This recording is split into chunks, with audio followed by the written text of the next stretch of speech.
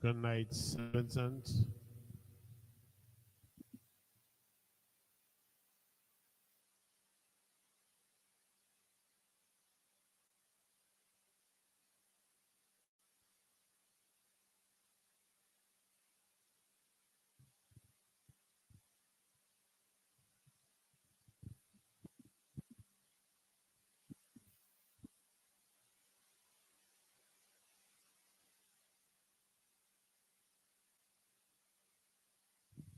Good night, St. Vincent and the Grenadines.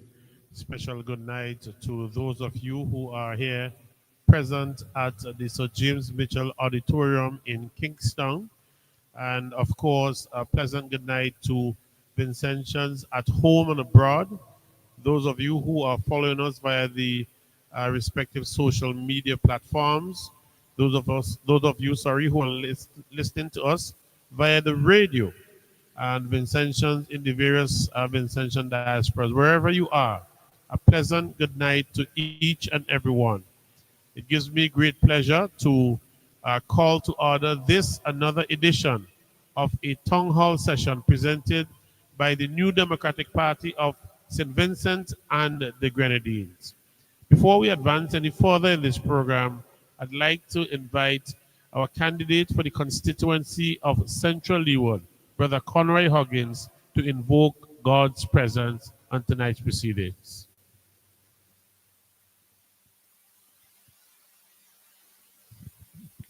Can we stand, please?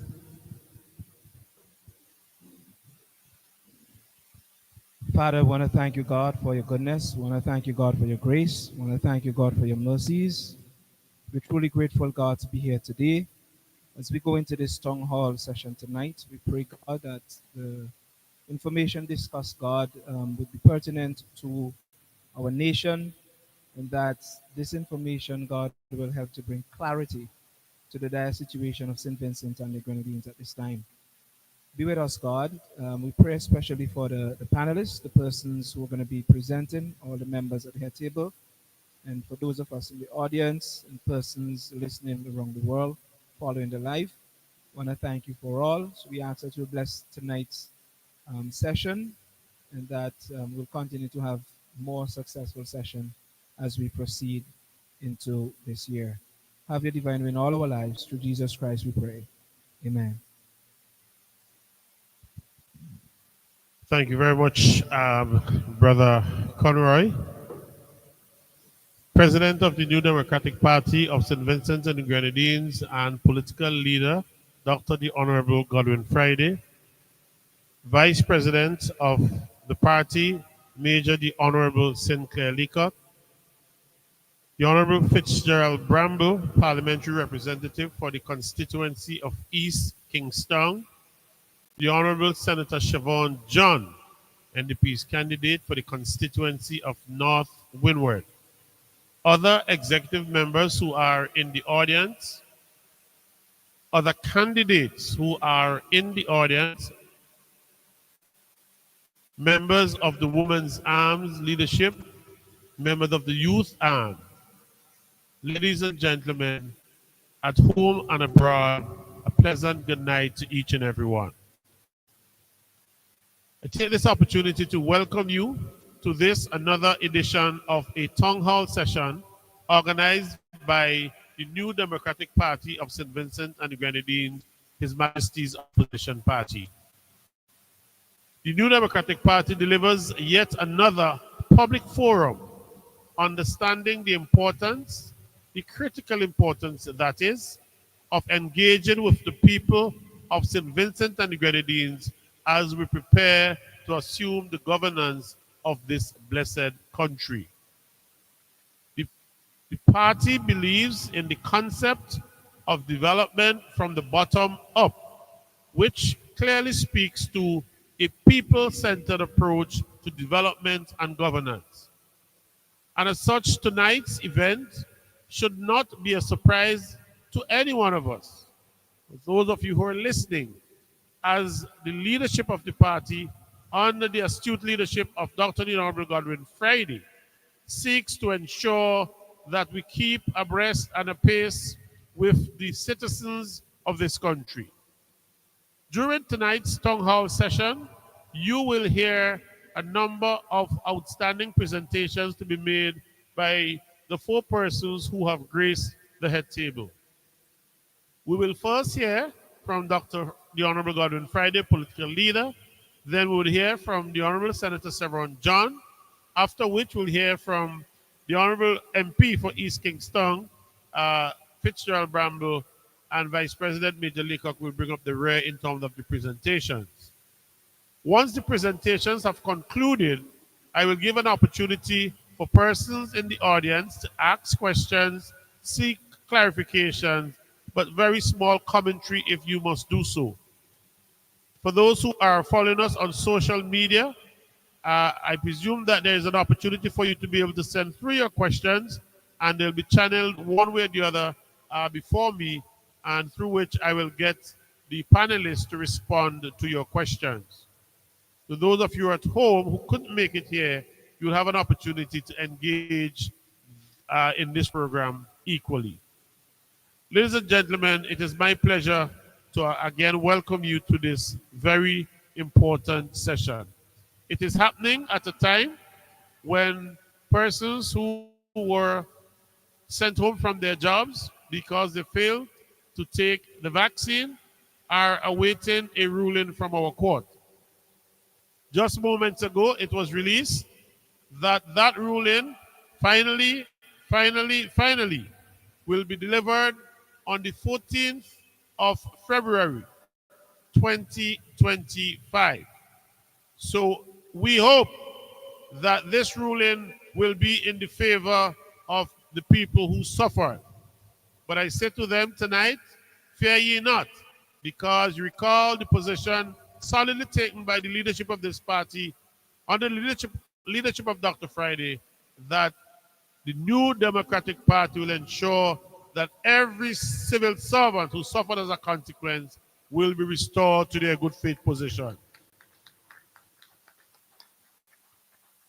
But that must be understood clearly against the backdrop where the leader of government has said that if they lose the appeal, they'll be prepared to go to the Privy Council. It tells you that there is a distinct difference between the party that cares for the poor, the suffering, and the underprivileged, and the one that simply cares about itself and its goons. I'm going to bring my contribution to an end, my opening remarks, and I'm going to ask you to let us give a resounding welcome for those of you who are in the hall to the president and political leader of the New Democratic Party of St. Vincent and the Grenadines, Dr. the Honorable Godwin Friday. Thank you. Thank you very much. Thanks.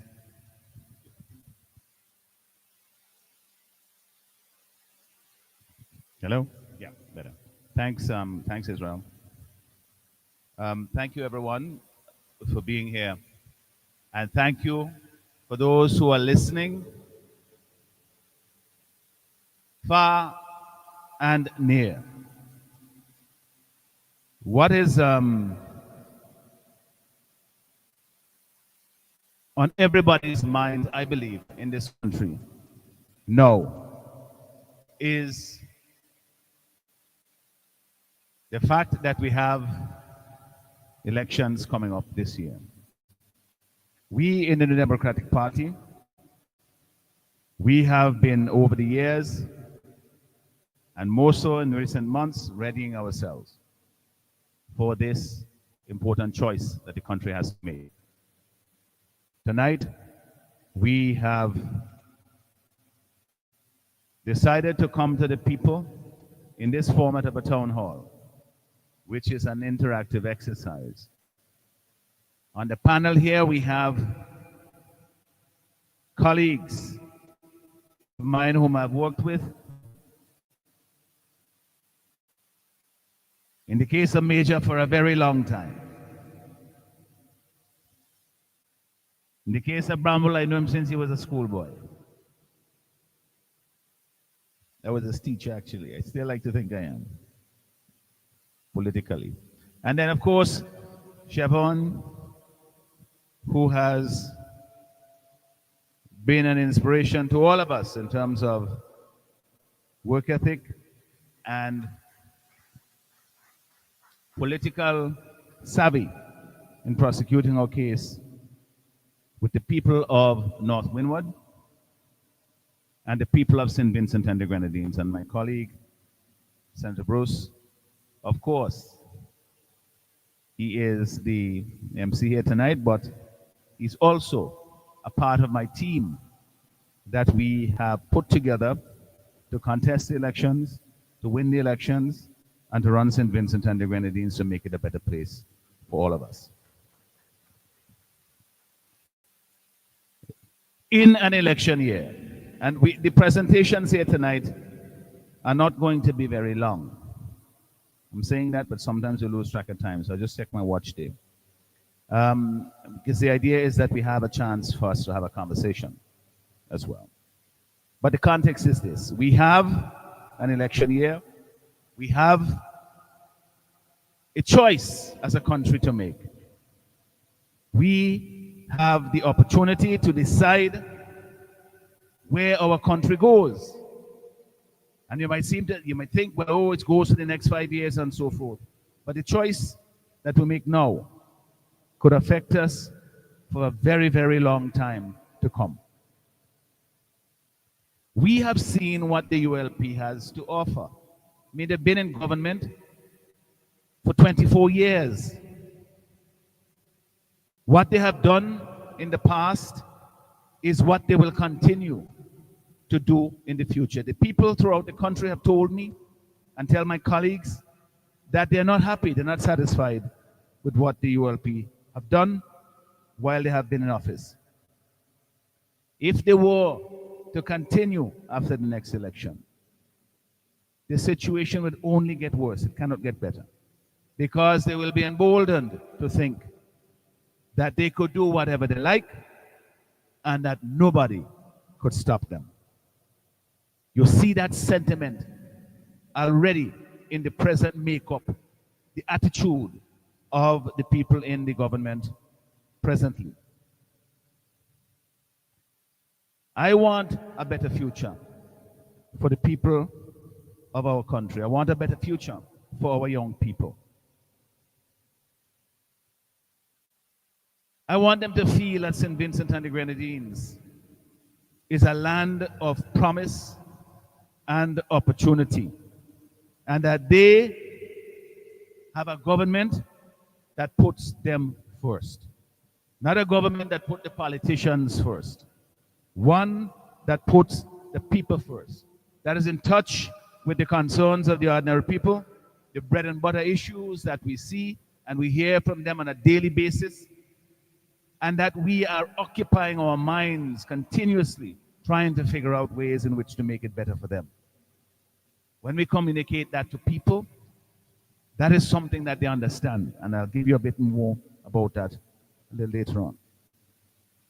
Today, I was out on the tarmac, out at Arnesville, with young people from grammar school and girls' high school. They were enjoying themselves. They had a wonderful festive atmosphere there. I had on my shirt for Reeves House, you know. I was greeting everybody, and the young people were excited, and they were a little surprised that we actually were there, present among them. But as we left, I was sitting in the parking lot in the vehicle, and two students from community college, they were passing in front of the vehicle, and they saw that I was sitting in the vehicle. They changed their course, and they came up to the side of the vehicle, and they interacted with me, and they said to me, they just came to say basically that they're going to vote for me in the next general election. Now that touched me because, you know, these are people whose future that we have been entrusted with to decide. And we can't take that lightly. Sometimes we get carried away with our own ambitions and our own intentions as politicians. But we must humble ourselves and remember those people like those two college students, that we must give them hope and we continue to give them the assurance that we are there representing their interests. And when we do that, the thing becomes simple. Because all you have to do is talk to the people around the country, and you understand what you have to do as a politician. It is when we get carried away with our own views, as I said, and we get caught up in our own ideas as to what we think ought to be done, and we complicate things with the language we use and the concepts that we attempt to present, that things get spun out of control. But when you talk to ordinary people, you meet them where they are, you let them know, you understand the concerns that they have, that you bring hope for them.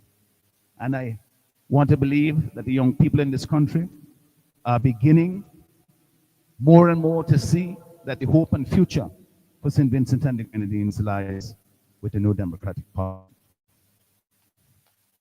So, what have we had? We have a clear choice to make. We have had a ULP government that's been in office for 24 years.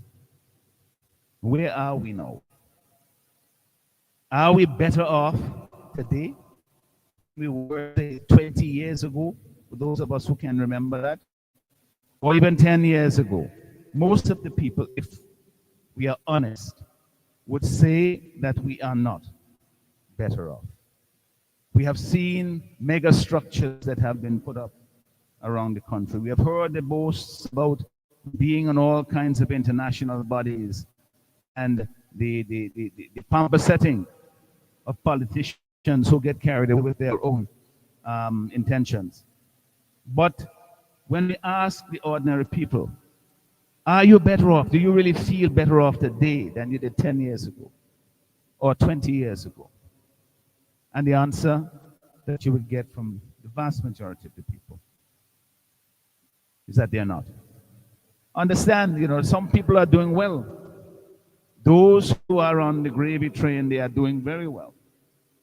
They're enjoying the good life. And that circle is getting smaller and smaller. And so most of the people are being left out of what little progress or prosperity that has been generated in the country. So what have we gotten from the ULP over the last 20 years? We have an unemployment rate that is still over 20% nationally. For young people, it is over 40%. We have wages and salaries that are still the lowest in the region. We have a crime rate that is out of control. There was a shooting death today. You have break-ins of homes, my own community, a weekend ago. Of homes broken into, of violence, and people are being accosted and robbed in the sanctity of their homes. You have the farmers whose crops, becomes community property for those people who want to go and steal the animals and their root crops and so forth. For crime. We have also from this NDP government, this ULP government, the roads and the bridges and the buildings all over the country are in shambles. The worst they have been in living memory. Our healthcare system does not inspire confidence. In fact, it generates fear amongst our people because the conditions are so poor. The education system continues to fail our young people and our society at large as it continues to prepare them not for the jobs of today, but for some fictional future that they may have. We need to have a system that prepares our young people to meet the requirements of our economy, but also to find jobs, good paying jobs here in St. Vincent and the Grenadines. We have from this ULP government for the past 24 years a national debt that is high and getting higher, and little to show for it. And in fact, what they're doing now, they're compounding the problem because they are borrowing continuously at higher rates of interest to pay off debt that they contracted at lower rates of interest. So you're digging a bigger hole to fill a smaller hole. We are in this desperate situation that we are in. And you heard me in the last budget presentation. I spoke about the finances, the way in which the country's finances have been managed. And I tell you, the two finance ministers that we've had under this ULP government should be ashamed of themselves because they have played fast and loose with the financial regulations and laws of the country and have done things that, you know, you look at them and you wonder how it is that they can seriously present themselves in the parliament at budget times and other times as representing the best interests of the people of the country when they have been so flagrant in their violations of the laws and the regulations and the conventions and practices of good governance when it comes to the finances of the country. And some of those we have spoken about. We have spoken about the preparation of the budget, where they have the last budget that was presented. They have a budget of 1.8 billion, yet they're over $280 million short because they don't have the funds. You have a situation where they say they will spend $600 million plus on capital projects, yet they are going to raise over $900 million for capital projects. If you're going to build a house, you don't borrow more money than you need because you got to pay the interest on that money. But according to the budget, they said they would have a capital budget of $696 million, yet they intend to raise $943 million in capital revenue, which, as you know, is supposed to go to pay for the capital projects. And that is not gift, you know, it's not grant, it's not Santa Claus giving you that money. Over 240 million, most of that money, quite frankly, the vast majority of that money is spent, is borrowed, and some of it at very high interest rate has happened with the hospital project that is going on out at Annisville. That has an interest rate of over 6%. So that just tells you that there is no real integrity and seriousness in the way that they presented the budget. But we talked about all of this during the presentation, in my presentation, and other members of our team elaborated on it during the budget presentation. But these are not things that you should take lightly. Sometimes people get a little, they think it's, you know, maybe a little bit too esoteric, but in fact it affects your daily lives, because when you don't manage your finances properly, the debt grows uncontrollably.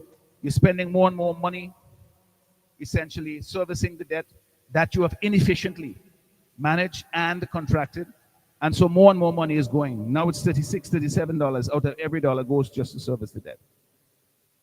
And so you have less to go to pay your bills that you need to get things done, to put medicine in the hospitals, to fix the potholes that are damaging your cars. All of these things are the direct result of this mismanagement. And the mismanagement goes on with the way in which the overdraft has been abused, the way in which the special warrants have been abused, the way in which they have not accounted for the difference between the money that the government says it used in the overdraft account, current account, and the money that the bank says it's used. That, over the past 10 years, 14 years, have added up to over $155 million that's unaccounted for. I mean, this is ridiculous. This is how they have been managing the finances of the country. But we, in the New Democratic Party, we offer a plan. We have a plan to go forward with this country. We say, I tell you at the outset, that we have a choice to make. But we have to have a choice that is clear between what is present, some of which I've explained here and we've done elsewhere and will continue to do so, but also the plan that we have put forward and we have been explaining over the past year and a half. We have essentially, the point is this: you can't have a country, you cannot have a successful country that doesn't have a functioning economy. Begging and borrowing is not a substitute for a functioning economy. When you borrow money, you have to invest it in something. When you beg and somebody give you money, you have to invest it in something. And that something has to produce the goods and the services that generates the wealth in our country. That's how you build an economy. But some people feel that you go away and you borrow some money and you come back and you can share it out and that's enough. And so we have a situation where agriculture under this present administration has declined. It now accounts for like 4.6% of the gross domestic product. We have said that we will rebuild agriculture because we believe that agriculture is an essential pillar of our economy. Our plan is outlined and set out in very simple to understand, but vitally important to appreciate that this is how the economy actually functions.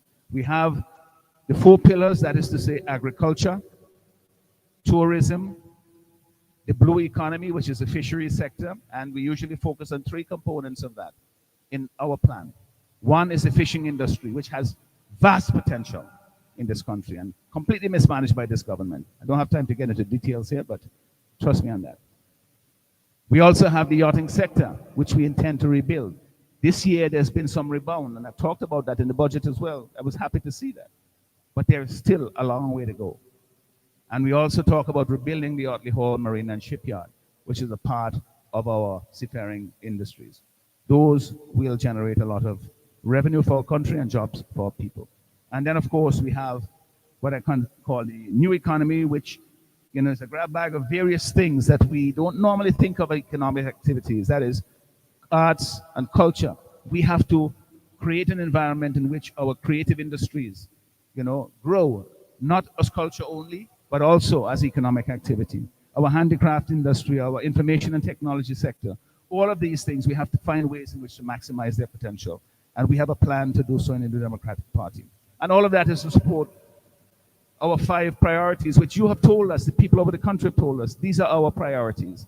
We want to have an economy that is working for all of us, that everybody benefits. We want to have better paying jobs.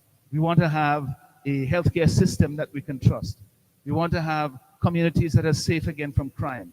And we want to have an infrastructure throughout the country that functions. You don't want to be driving and you're dropping into potholes all the time. I mean, everybody knows you break springs all the time, you damage your cars and your vehicles. When the government don't fix the road, that's an indirect tax on the ordinary person who's driving, because it's passed on to you. If they don't fix the road, you gotta fix your car. And then they still have the gall to go and charge increasing the fees, every other year on vehicle and registration. So those are some of the things that we have to do. And the choices that we have to make are very important for us as a country. So the people of this country, especially the young people, have appealed to them and said, listen, we know what your frustrations are. You've told us, but continue. Let's have this dialogue. Let us come together. Bring your frustrations. Put them with our hopes, our dreams, our plans.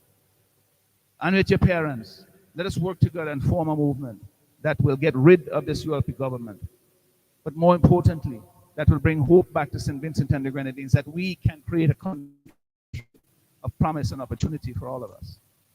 That is the vision that we have for St. Vincent and the Grenadines, and is one that all of the members of my team are passionate about and are very capable to deliver. But I want to leave you with a few points here, just by way of summary. I want you to take away the following. The New Democratic Party has a practical and achievable plan for rebuilding our country. That is a fact. You've heard us outline specifics of it, and we will continue to do so. We have a plan that will be achievable, that will rebuild our country, and it focuses on our people, not on external actors. If our people don't do it, we can't really develop. Development is about people. It's not about buildings. It's not about things. It's about people getting engaged in creating the wealth and the things that are necessary to make our country move forward. So it will be focusing on our people, farmers, our fishers, our construction workers, our business owners, and our young entrepreneurs. The NDP plan to fight crime. You've heard us talk about this. I have made a speech a couple of years ago, essentially a public address outlining many of the features of our crime fighting plan, and those we will elaborate and refine as we go forward, and we will tackle that very serious problem in our country. We have a plan also for our young people, to give them the assurance to build better lives here in St. Vincent and the Grenadines. But I will talk about the judgment to come down from the Court of Appeal regarding the public sector workers who were fired because they did not take the vaccine. We have given that assurance to those workers that an NDP government will reinstate those workers, and they will be done with their benefits intact as though they had not been fired.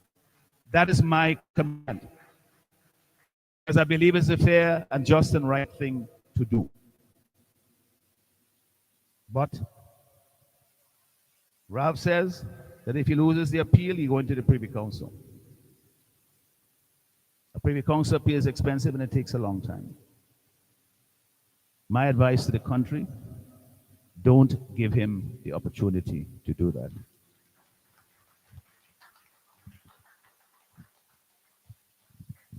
And by that, you vote him out of office. That's right.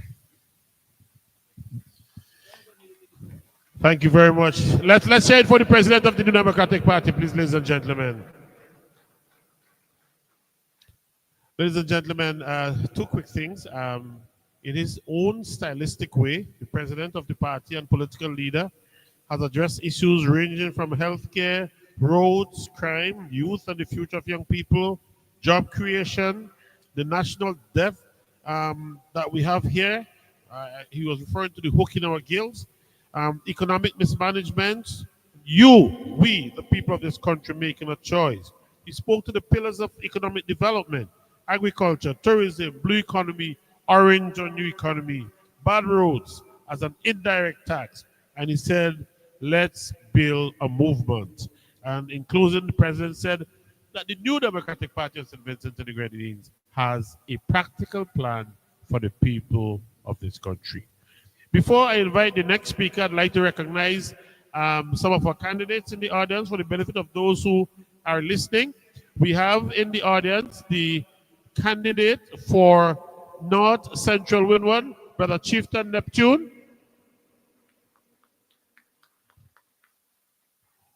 Our new candidate for Mariaqua, Brother Philip Jackson. Our new candidate for South Windward, Brother Andrew John. Our new, wait, is somebody new I'm saying? New candidate for West St. George, Brother Kashaka Cupid. You think the New Democratic Party finished saying new? Our new candidate for Central Leeward, Brother Conroy Huggins. Our new candidate for North Leeward, Dr. Kishore Shallow.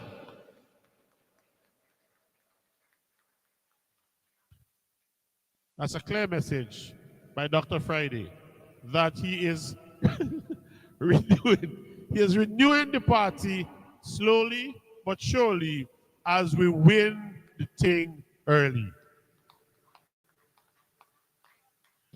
I got Andrew. Ladies and gentlemen, please also note in the audience we have the chairman and MP for West Kingston, the Honorable Daniel Cummins. And we also have in the audience the Vice President and MP for the South Leeward constituency, Brother Nigel Nature Stevenson. Let me not forget the President of the Women's Arm, Sister Ronya Durham Balcom. And Vice President of the Youth Arm, Brother Esteban. Ladies and gentlemen, as we continue to present our plans and proposals to lift St. Vincent out and the Grenadines out of the political miry clay, let us, at this point in time, welcome the Honorable, the second new. But she's not brand new, so but I guess she is new because she's coming up against somebody new in North Windward. So let's welcome the hardworking, Honorable Senator Siobhan John as she makes her presentation. Good evening, everyone. I got permission to sit. I'm obeying that. President of the New Democratic Party, Dr. the Honorable Godwin Friday, Vice President, Major Sinclair Leacock, and Brother Nigel Nature Stevenson, MP Fitz Bramble, Chairman for this forum, Senatorial colleague, Honorable Bruce, other caretakers for the New Democratic Party, executive members, ladies and gentlemen. It's a pleasure to be here tonight for this town hall meeting post budget. We have had the opportunity, some of us, to listen to what transpired in the House of Parliament, others did not. And we are here to dissect what was said and what we will present to you for the future of St. Vincent and the Grenadines. In the New Democratic Party, we are known for transparency and accountability. And your presence here show that you share the same values that we have in the New Democratic Party. And we look forward for that future where we can account positively to the people of St. Vincent and the Grenadines. We heard a number of issues ventilated by our president and leader of the New Democratic Party earlier. And we just want to take some from what was presented by him. I'm representing the northeastern part of St. Vincent, North Windward. And over the years, we know that we are only remembered around the time closest to elections. We have a representative that lived there, but is not there. And because of that, we are confronted with varying issues that were never attended to. We have high rate of unemployment. And I was just reading the labor force survey that was presented by the government here. And across North Windward area, there is high rate of unemployment in that area. Nothing is being done to address that issue. I want to start off, first of all, with sports. Everyone knows that I am passionate about sports. And since my entry into politics, and even before that, I was a physical education teacher, and I organized sporting activity because I was a community activist also, continues to be even up to this point. Over the last 24 and some years that this government has been in office, sporting facilities in North Windward have been on a downward trend. No form of development taking place. I'll start with Fancy. The playing field there was graded. A court was built. But what happened to change room facilities? There isn't any. There is a fencing that is broken for years. No work has been done on it. I come to Owea, no change room facilities. I come to Sandibe, the National Lotteries is in charge of that, so there is a change room facility there. In Orange Hill, the park was graded under the New Democratic Party. Nothing else was done there. When I entered politics in 2020, I spoke about playing fields below the river. And I specifically spoke about placing playing fields in a Lanley Park area. Well, a government in office, they jump and they broke grounds. Up to this point, nothing has been done for the people in terms of sports. And budget after budget, no allocations are being made. We know that our young people can excel in sports. And people above and below the dry river, we have great talents. And we can see it from even the little 10 cricket that is being played for over 3 years now, softball. You can see the love, you can see the skills, you can see the passion. But if there is nothing proper in terms of infrastructure development our young people reach nowhere. This is what the government has offered the people of North Windward. Zero.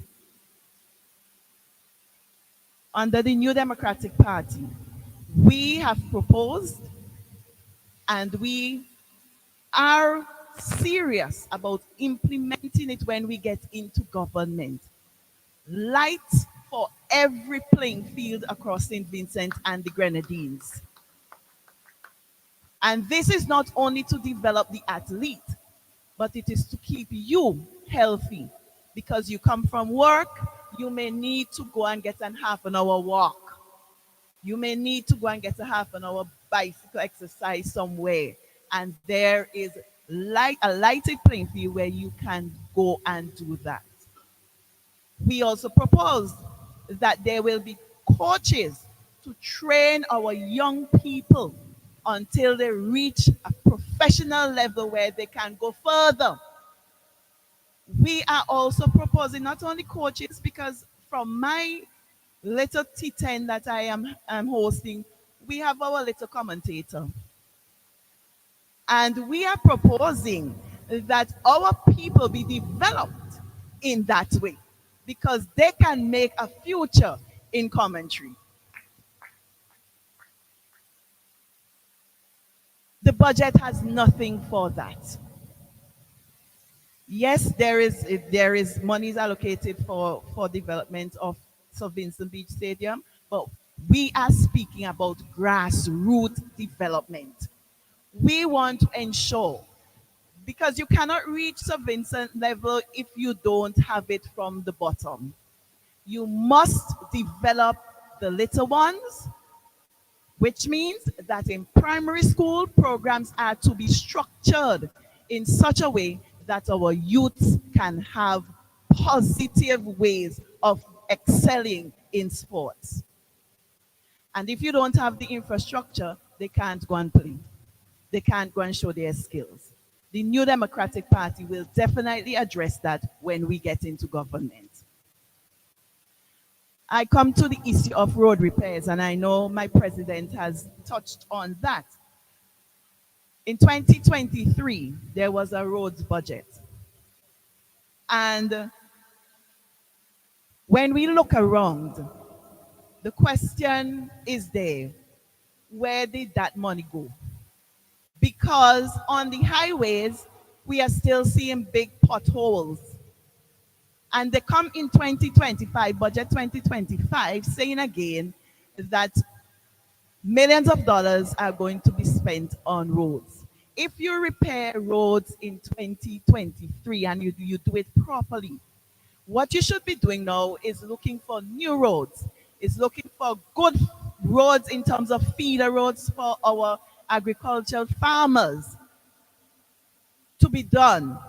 And also putting the road barriers in place. You cannot have road repairs and leave places that are dangerous exposed. We are living on the windward side, mountainous, and we know the danger of those cliffs and the hills and the valleys. We know the dangers of them. We have had accidents after accidents, and I can speak of gutter accidents. Road barriers being there, it might have prevented it might have saved some lives. We spoke about it, and there is nothing in the budget for that. Sandy Bay 5, all that was planted there was some grass. There is nothing in the budget that shows that we are going to at least put some barriers in place to prevent it. This is very much unacceptable. And we as a people have to change that course. That is why the New Democratic Party is proposing better infrastructure. When we invest in people, people will take care of what they have around them. People will feel that sense of pride. And when you have oneness, communityness, youth development, you are going to have better societies. People are going to feel freer. People are going to live healthier because their minds will be better. A number of our youths are happy when the opportunity arises for them to leave St. Vincent and the Grenadines. Why? Because they are either unemployed or they are underemployed. And what we see here in the budget is a lot of money is going towards capital projects, brick and mortar. But we must realize that these projects are temporary projects. It means, therefore, that they're only providing temporary employment. What happens when these projects are completed? Our youths remain on the street. We in the New Democratic Party, we state that all of our young people, if they are not earning, they must be learning. And this is something that we will push for. And when they are earning, they will earn wages that can take care of themselves and their families, and they will have enough for saving. Because at this time, we know that we are only working paycheck by paycheck. 1.5% increase is not enough. And I say 1.5% because out of the 2.5, 1% is coming out for increased NIS. So that's why I'm saying 1.5%. That can never be enough to cushion the rising cost of living that we have here in St. Vincent and the Grenadines. We know, and if we want to do comparison, in my days coming up, I used to buy a penny bread for 25 cents. Now you cannot get that. You have to put 200% on that to get that bread. We know that a ripe banana in my area was 10 cents. Now it is $1. So let's look at that and look at the 1.5% that is given. Yes, we are living in a cost of living crisis in St. Vincent and the Grenadines. And whatever is given to us is only putting us back at that level or even below the poverty line. I'm looking at my time. We in the North, we continue to look for better healthcare because development not only comes with brick and mortar. If you don't develop in the health, if you don't ensure that crime is curbed, you can't have development. The healthcare service, and I'm talking about ambulance service in the North, is unacceptable. When there is one ambulance and that ambulance leave for Kingstown and there is an emergency, you have to wait or you have to pay your own transport and find your way to Kingstown. What can happen during that time? Only God knows. We in the New Democratic Party are proposing for you, the people of North Windward, that there will be additional ambulance services for you so that you can enjoy better health care. We are also proposing that we are going to build a health facility below the road in the Lanley Park, Mount Bentinck area because there is no health facility there. And it is hard sometimes for people to travel all the way to Chile to get that service. We must take care of our people's health. And it has been on the back burner of the end of the ULP for over 24 years. There is nothing new in health that they can come and tell us now because it was never on their agenda. The New Democratic Party has always been proposing better health care for the people of St. Vincent and the Grenadines, and more so, affordable health care. Additionally, medications will be given to you when you need it. We know the price of medications in St. Vincent and the Grenadines, extremely high. And if you can't buy the bread, then you can't buy the medication either. So we are really in a cost of living crisis. The New Democratic Party will continue to build the enabling sectors of agriculture, tourism, the new economy, and the blue economy. And when we do this, we know that all of our people will enjoy a better standard of living, a better quality of life. And the New Democratic Party asks you to embrace the change that will empower hope for the people of St. Vincent and the Grenadines. Thank you.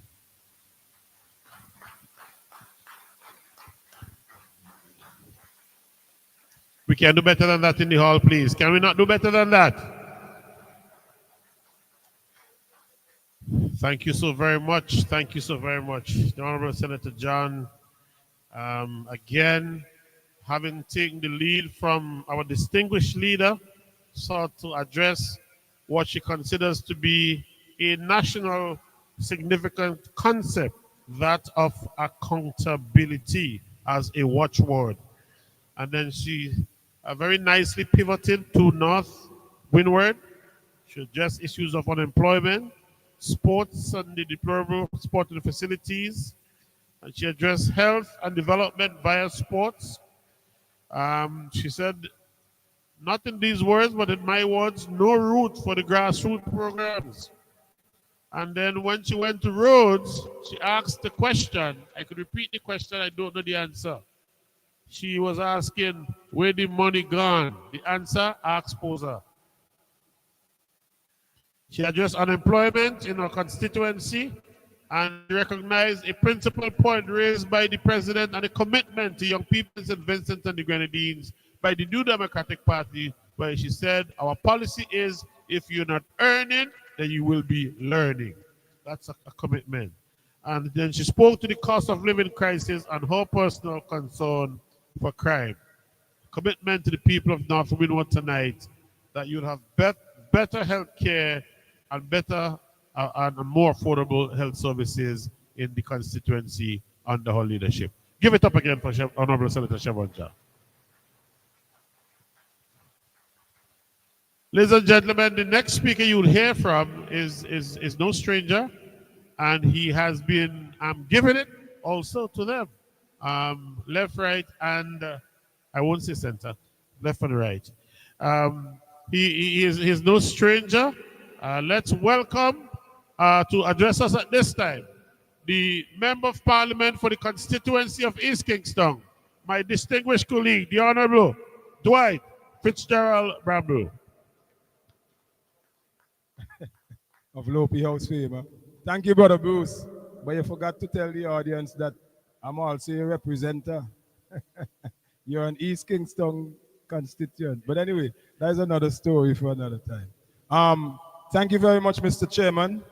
Honorable Dr. Godwin Friday, our distinguished president and leader of the opposition, vice presidents, Major and Nature,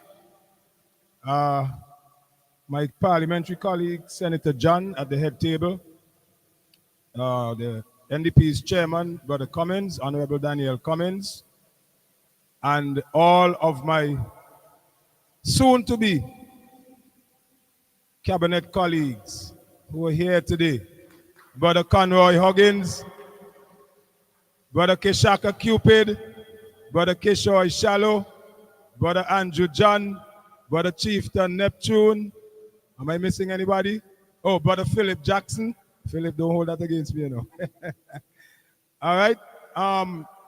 To you, the wonderful people of St. Vincent and the Grenadines who are here tonight, in person and virtually, and also other listeners, viewers to this very important event tonight.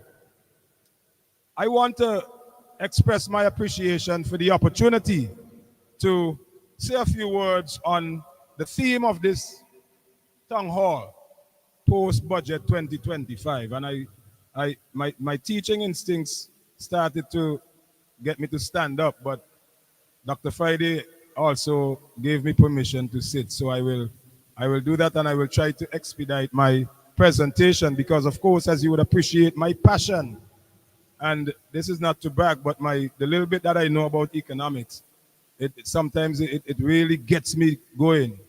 And I hope I can get going tonight, but because of the time constraint, I'll have to try to, pick and choose and chop and change, and hopefully in the interactive session, we can address some of the other issues that I may have missed. But I was particularly asked to focus a little bit tonight on the issue of cost of living and impact that it is really having on the lives of every single Vincentian. I heard Honorable Senator John talked about we are experiencing a cost of living crisis. But allow me to just quickly refer to the very first paragraph of my budget presentation a few weeks ago, where I stated that the 2025 budget speech by the Minister of Finance is a true reflection that our country is falling apart.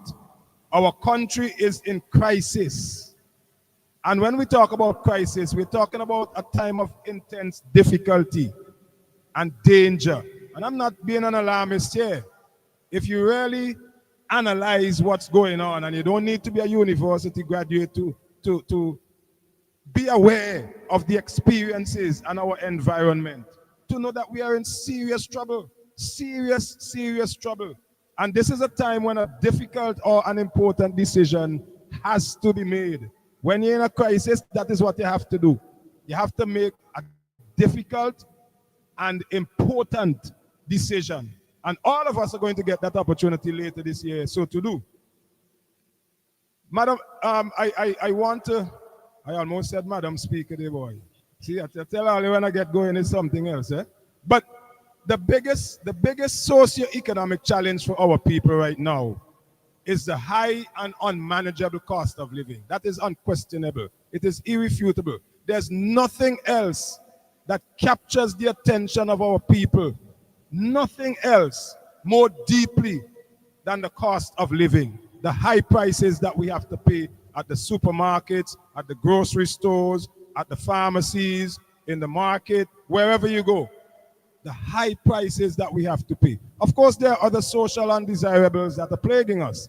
But I contend, and I challenge anybody to refute, that our biggest, deepest, and most important challenge right now is the cost of living crisis that we are facing.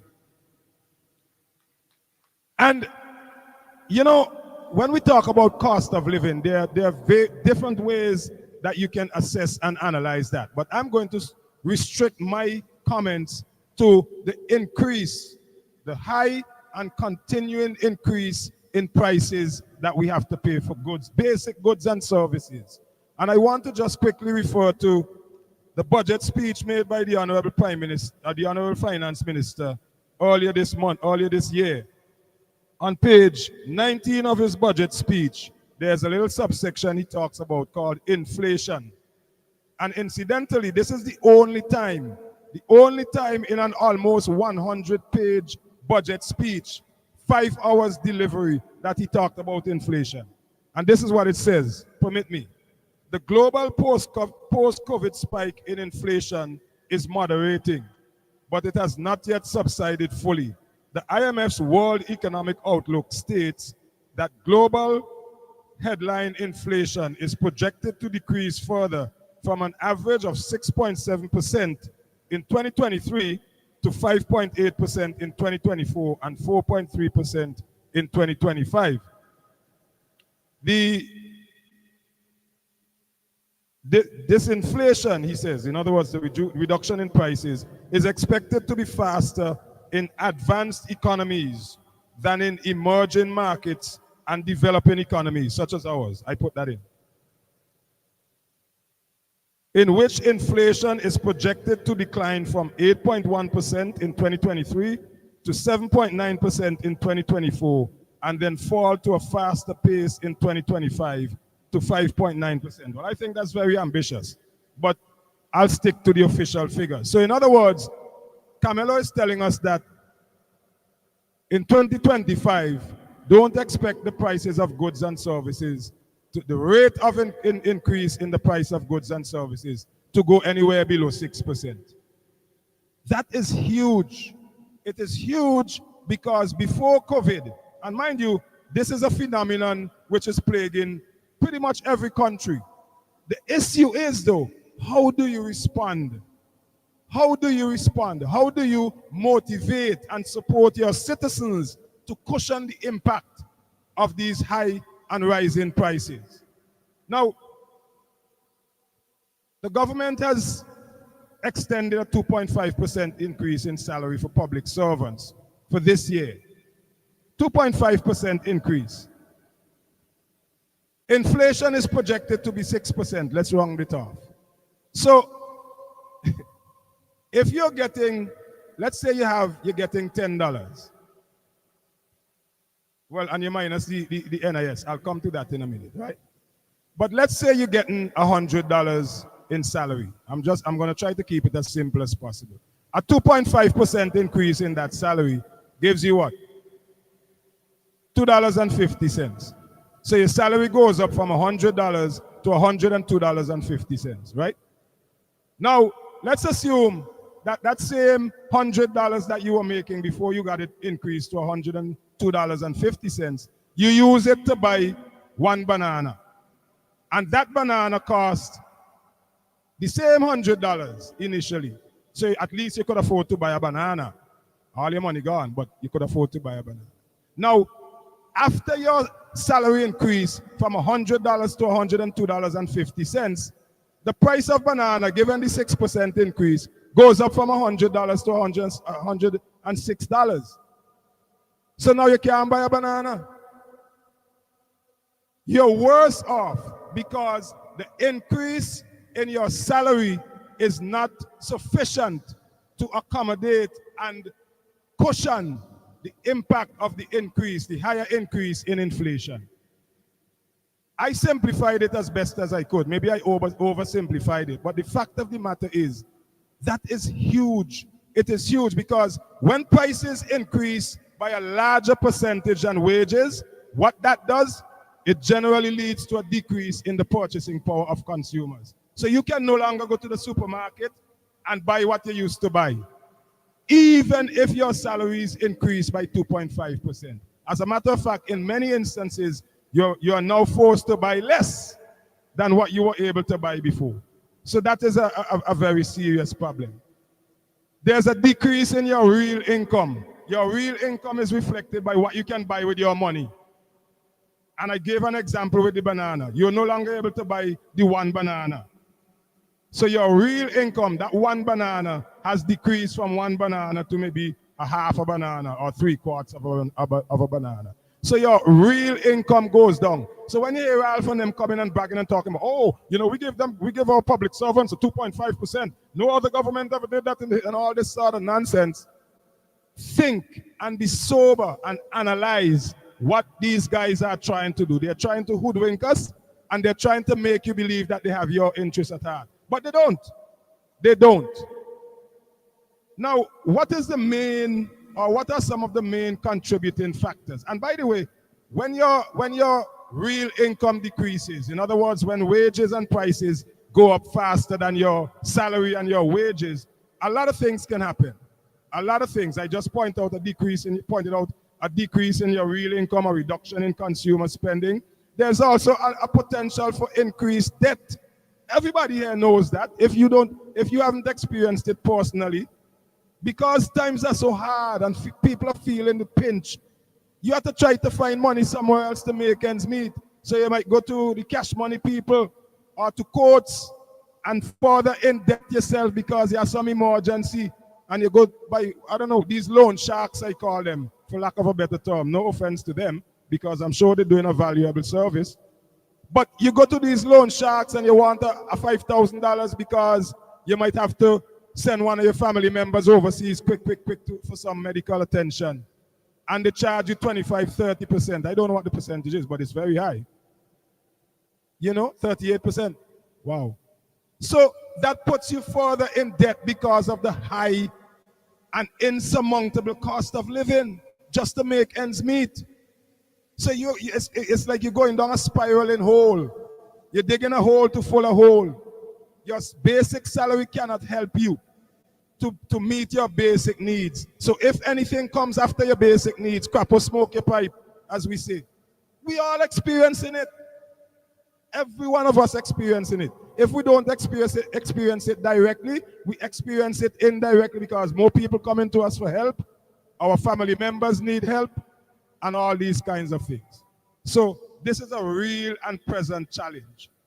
I want to just quickly touch on some of the factors which contribute to the high prices in St. Vincent and the Grenadines. And in the interest of time, I'll touch on one.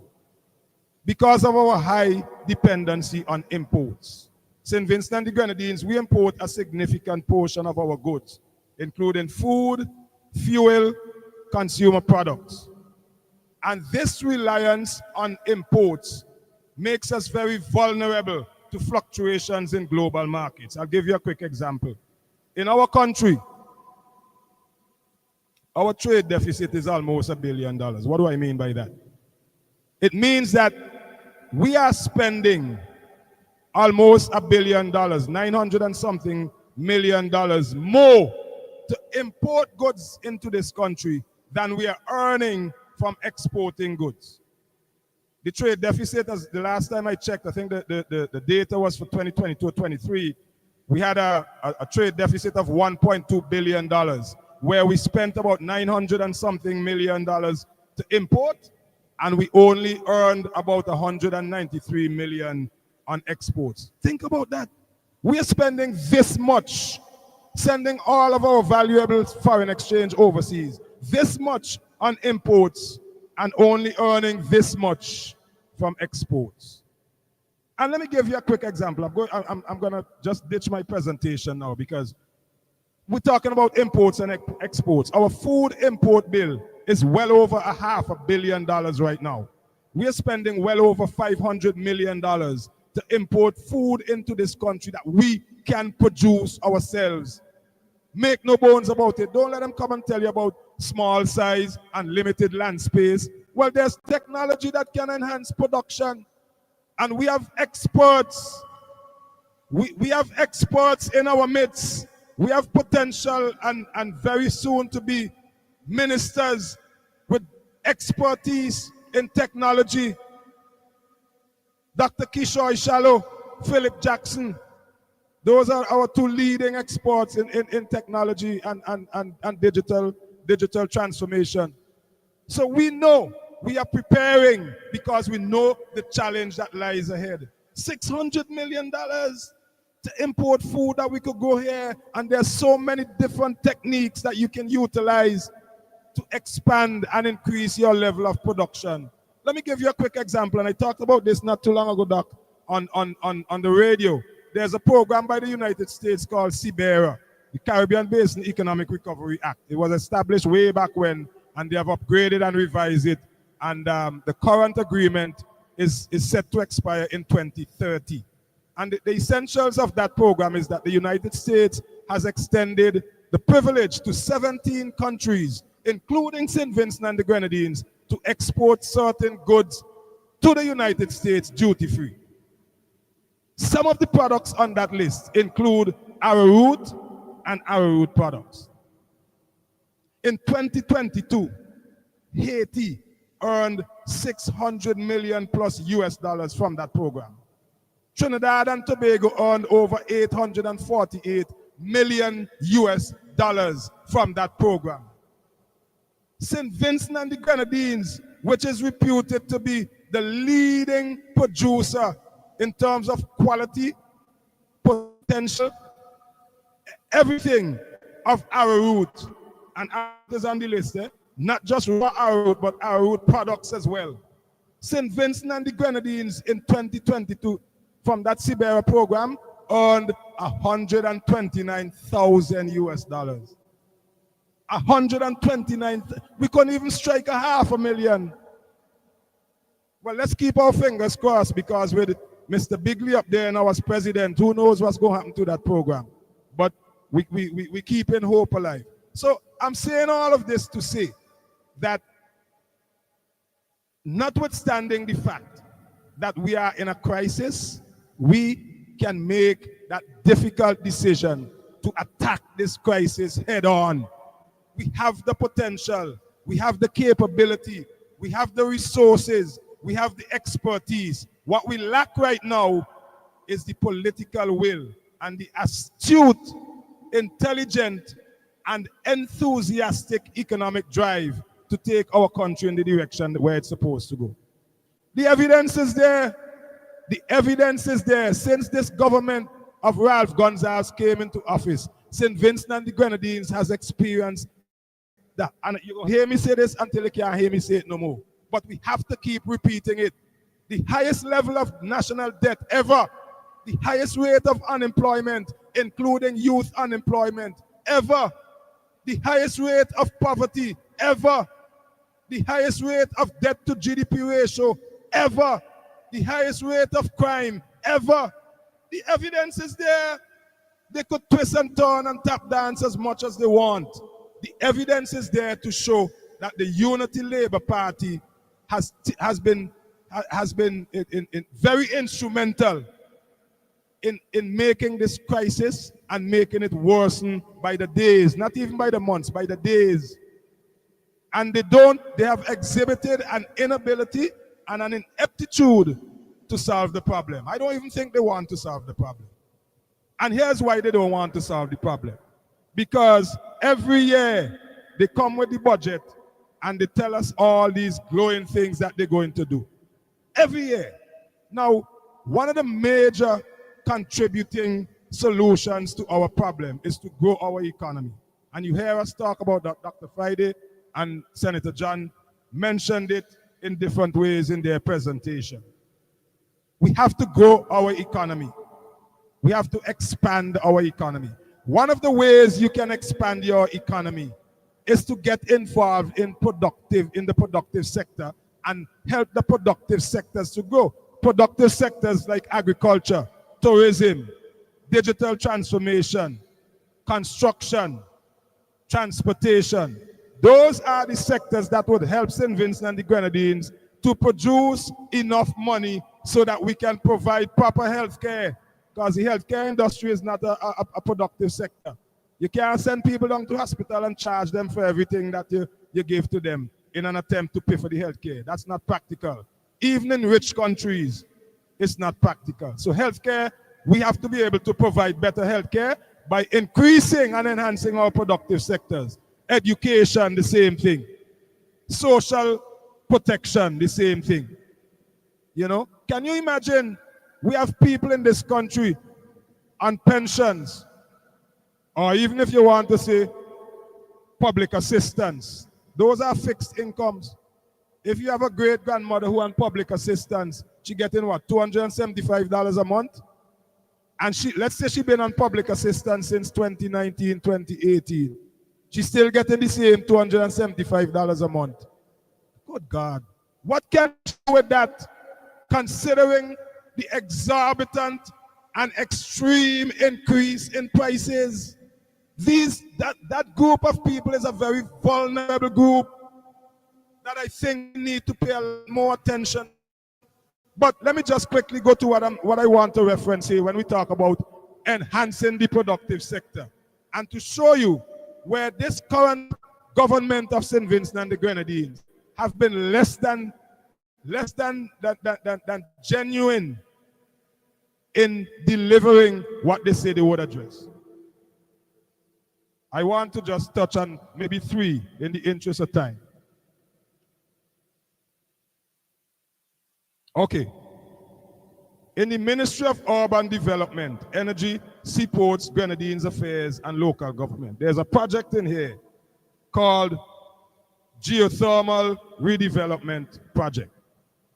Now, the engineers and the environmentalists, they have different approaches and different agendas with regards to renewable energy.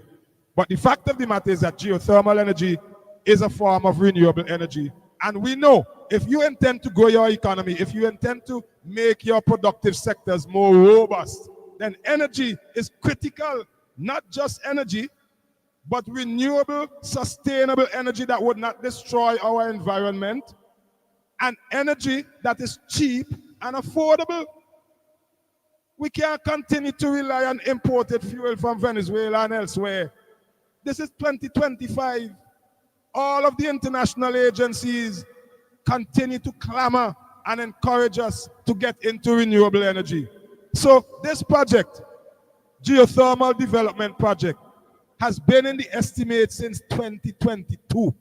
You remember when they bought the company from Iceland, I think it was, and they had all this big fanfare, say they're going out Sufre, and we're going to get geothermal energy and all this other stuff. Big fanfare, going up and down the Windward Highway with all the red and all this kind of stuff. And the company left this country like a thief in the night. Nobody know what happened. Last year, Camelo came and said, oh, they're negotiating with a Canadian company now to revitalize the project. Be that as it may, the New Democratic Party will make sure that we engage in proper, effective, and sensible approaches to renewable energy. And if it includes geothermal, then so be it. I am not the expert. I would leave that to the experts. But just to conclude on this geothermal project, the total cost is estimated at $7.2 million. $7.2 million. Since 2022, it's been coming in the budget. And you know how much money has been spent on it? How much money has been spent since, well, they call it cumulative expenditure. $120,000. That's what this says. So you have a $7+ million project, which could bring tremendous benefits to this country, and you just keep mama guying people and throwing it in the budget every year to make people say, wow, the budget bigger this year than last year, boy, them fellas doing well. Mama guying people because they don't spend. Since 2022, let me touch on another one real quickly. Rehabilitation of Kingston bus terminal. Based on this document, the projected total cost of that project is $74 million. Just try to imagine if you have a properly structured and operated Kingston bus terminal, the kind of economic activity that can be generated. And I'm not just talking about the shops alone down there. I'm not just talking about proper accommodation for, you know, the buses and the pedestrians and customers. I'm talking about real economic development. And I can go on, but in the interest of time, I'll stop. There's also a project to enhance the fishing fleet. And I have to mention this one real quick, Doc, sorry. Let me find it. Let me find it here, under the Ministry of Agriculture. And of course, yes, the Solidarity Fishing Fleet and Enhancement Program. This is financed by a loan from ALBA. And the projected cost, the estimated project cost is $3 million. Since 2022, it's been in the estimates. And this is what the money is for this project. To expand the fishing fleet for fish and fish products and training for local fishers. Now the same Camel Saboto who come the other day and tell we how we can't catch enough fish because we don't have enough boats, you remember? And he tried to blame it on Beryl. Come on. So there's so much that can be done. And we in the New Democratic Party realize that we have to not only respond, but we have to be proactive in bringing relief to our people immediately, and also in providing a sustainable and positive economic development agenda. Some of the things that we said we have committed to and continue to commit to: reduce VAT from 16 to 13%. The Prime Minister of the Bahamas not too long ago just provided a reduction in VAT by 50% from 10% to 5% in the Bahamas. And the Bahamas, last time I checked, their economy was doing much better than ours. VAT-free shopping days in August for school supplies and December for Christmas. And we know all of those. We have to be more fiscally responsible as well. We have to improve our tax administration and improve our revenue collecting efficiency. You see Shaka there? That is the tax export. So we ain't have to go and bring no consultants from overseas and pay them millions of dollars. You know?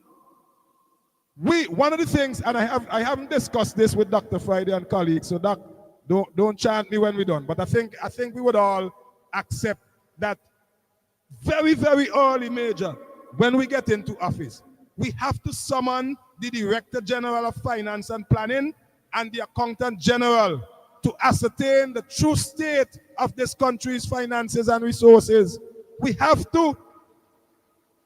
And these are not my words, but school picnic say, if you catch people who have to go jail, then they have to go jail.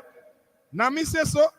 That's what school children say. But we have to make sure that we are accountable and transparent from day one. We have to support our local businesses and things like that. I know I've been going on too long, but hopefully in the interactive session, we'll have more time to go through that. Doc, thanks for the extra time. Mr. Chairman, thank you very much. Thank you very much, Brother Fitzgerald Bramble, for that lively, very lively indeed presentation. And I'm sure that you've already documented in your mind some of the things he addressed. Quite a bit of time on the cost of living crisis. He spoke about digging a hole to fill a hole, high import bill and the trade imbalance. Spoke about the $500 million food import bill. Shame on Sabuto Caesar. Lack of drive by the ULP, NDP ready.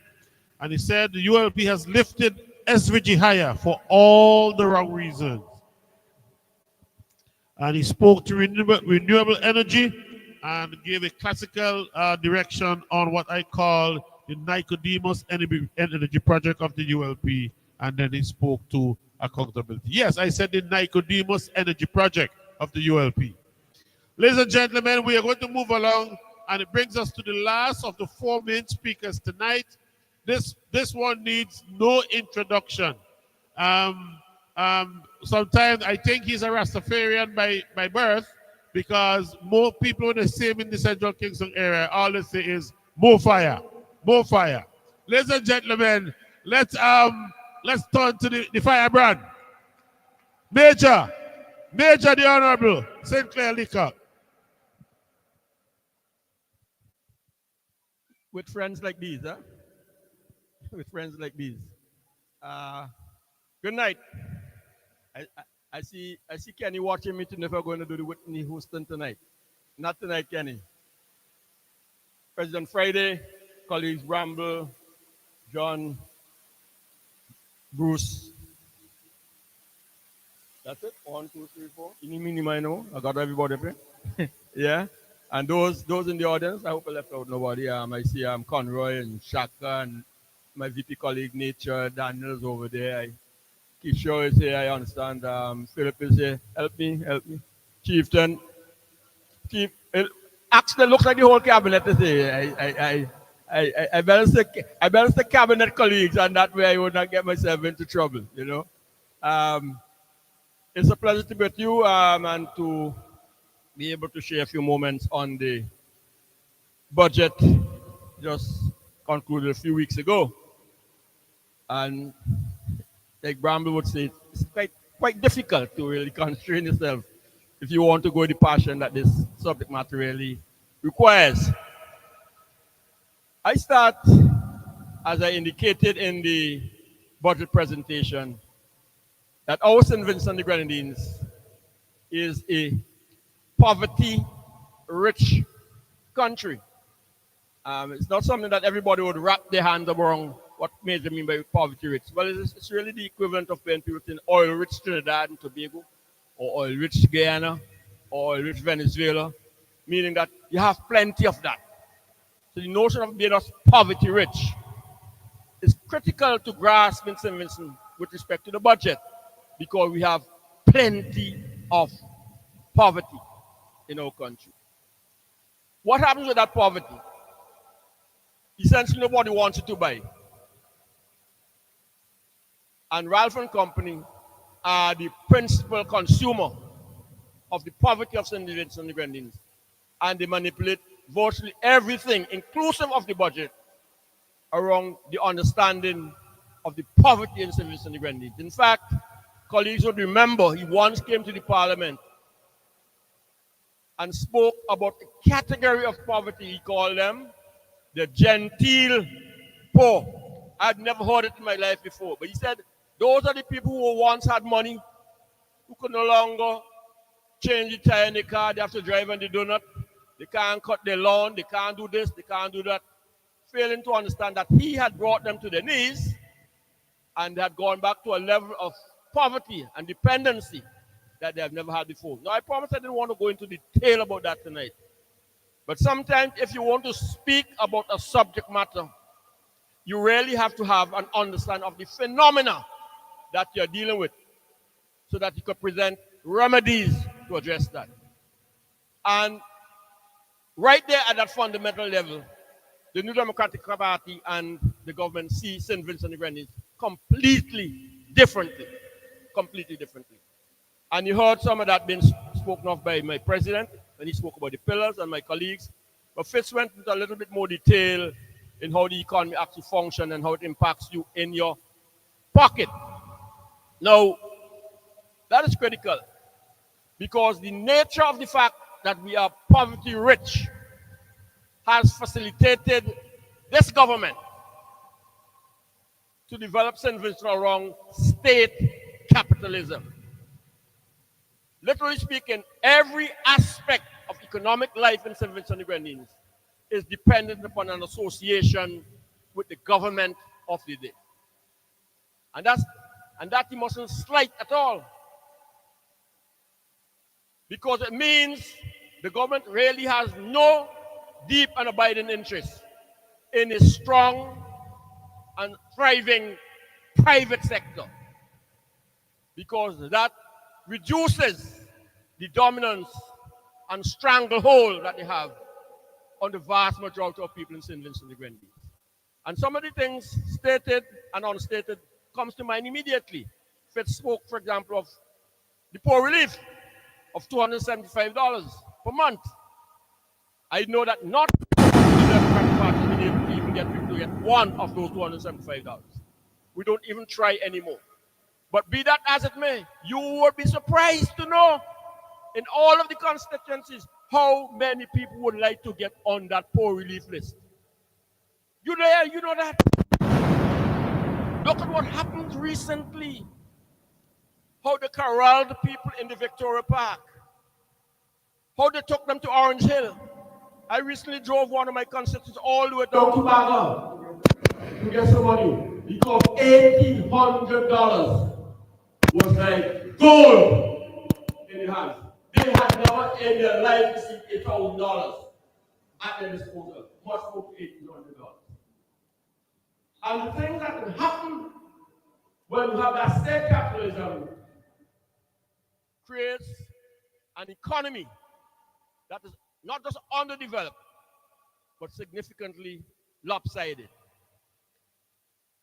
So one of the fundamental differences straight off the bat is that we do not confine the development of our St. Vincent and the Grenadines to the 100,000 people residing here and the 150 square miles of land space and the marine space that we have. We see as critical our ability to develop an export-led and an export-driven economy of which the eastern seaboard of North America, Europe, and the rest of the Caribbean become important marketplaces for us so that we can expand our economy and provide a living, a quality of life for our people. If you take that perspective of having value, then immediately you see that you must pivot towards a private sector. Let me give you two immediate examples of that and its consequences. We recently built about $300+ million here to include a hospital in St. Vincent and the Grenadines. If a government was forward thinking, it would say that that hospital becomes a laboratory for the medical schools who are here. They want to experiment on that. So why not allow them to become shareholders of the facility and make it become a medical university of sorts? If that happens, with 4 or 5 of them, they can take 60% of the cost of that building, which immediately reduces 60% of that expense of the backs of taxpayers in St. Vincent and the Grenadines. Straight up. The same principle applies to a $600 or $700 million port. If you are looking to develop that, then you turn towards your private sector and you see the Graves, the Bonadies, boards, the OTs, but he's gone, he's still in the wrong, the Ventures or whatever it is, they become shareholders. Again, they take the tax burden off of the people of St. Vincent and the Grenadines, and Vincentians begin to thrive. If you see life differently and you understand production and productivity is important, then you grasp immediately the principle that you can't develop a St. Vincent and the Grenadines top down. You have to be developed from the bottom up. And you wouldn't miss a beat in understanding, therefore, that agriculture and the people of St. Vincent and the Grenadines are your principal resources, and you bring them both together to develop a country. Their perspective, which has some utility, is that we go tourism, which we know has more leakage from the economy, important as it is, but much more of agriculture and its value added has a retention value here and a multiplier effect for developing your St. Vincent and the Grenadines. So that is a point of departure when I speak about understanding where we are. I'm not going to deal a lot tonight on the portfolio shadow of national security, save and except to remind them, if they think that it was over, the death in Edinburgh or the hall today, and the absence of water and fire trucks, the fire in French behind our back, is but a reminder that they have gone nowhere with respect to the crime and violence in St. Vincent and the Grenadines. In fact, I brought these two books here this evening, the 2025 budget and the 2015, 10 years ago, only to draw to your attention how these guys really are asleep. That the mission of the 2015 says to engage in social transformation. No, I'm reading the wrong portfolio. It says national security in 2015 to develop and maintain a peaceful, safe, and secure environment nationwide in which citizens and visitors, blah, blah, blah, blah, blah. It's the same damn thing in 2025, notwithstanding the fact that we have so much escalation in crime. You would figure that the issues of the moment will capture them and will drive the conversation of what we do this year in that ministry. But no Sankey is saying so in the Unity Labour Party. We get more of the same. But my explanation is that I'm not dealing with that tonight. I go back to a theme that I have been addressing time immemorial, and I will go over it and over until every Vincent understands what Major is saying. Because the truth be told, we spend a lot of time discussing a budget which is farcical at best. I mean, it's been bad over the last years, but this year was the worst. Every 5 minutes they brought on a sheet of paper to stick into the budget. And that is true. At least in the past, by the time they got to that stage, they used to give you a new budget with all of the additions. They couldn't even afford that this year.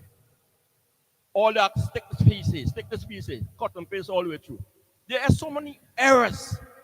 It's amazing. Now, Fitz, you said that when the government changed, we will have to interrogate senior officers in the Ministry of Finance, Director General of Finance and Planning, and so on and so forth. But I'm telling you unapologetically, and I understand he's on retirement.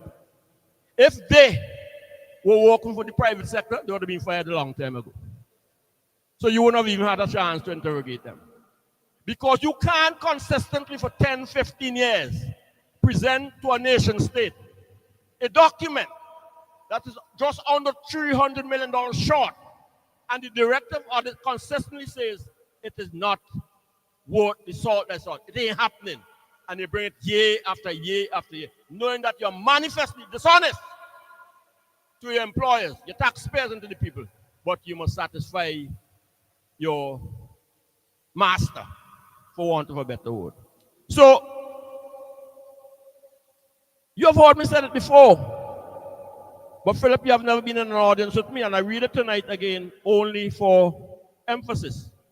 So you pay a price for being upfront with me. This is what the directive order said. Way back in 2005, the government should consider reviewing the total estimates for capital expenditure, since these large shortfalls in capital revenue have implications for the credibility of the capital budget. That's 20 years ago. 20 years after, the same thing is happening. So it's either you don't care, or you can't do better, or you're stuck in your dishonesty. Conroy, I'm glad you're talking about state assassination, as we call it. Economic assassination. Thank you. I don't want them to see you. Because they'll go for you rather than me because, I move on and they hold on to you. But we got to do better than that. If you go through the budget, you would see budget after budget after budget that the same evidence that was raised is confirmed by different directors of audits. For example, in the same report, we said for each of the financial years, capital revenue fell short by more than 72%. 3/4 of what you put on paper didn't happen. This is the directive order saying that to you. In 2021,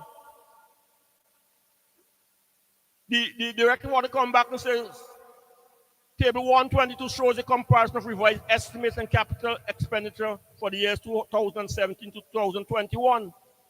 That amounts to $800 million short, never received.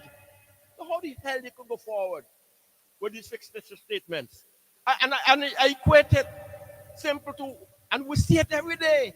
You go to the supermarket, all of them is like that now. They're almost employing somebody now to take back things from the cash register back onto the shelves. It has become a job in the supermarkets because people get up there and not understanding their mental arithmetic. When they get there, they can't pay for the ambitions that is in the trolley. And the cashier looks them in the face. The people here is sucking their teeth. And they ask where to put back. They say, well, I didn't pack it. Well, if you have something, put back the rum, put back the whiskey, and keep the meat and the cheese and the milk and the juice, and live within the means. But that's what's happening to Ralph Gonzalez and company. Living beyond the means, but sacrificing you, the people of St. Vincent and the Grenadines, in the process.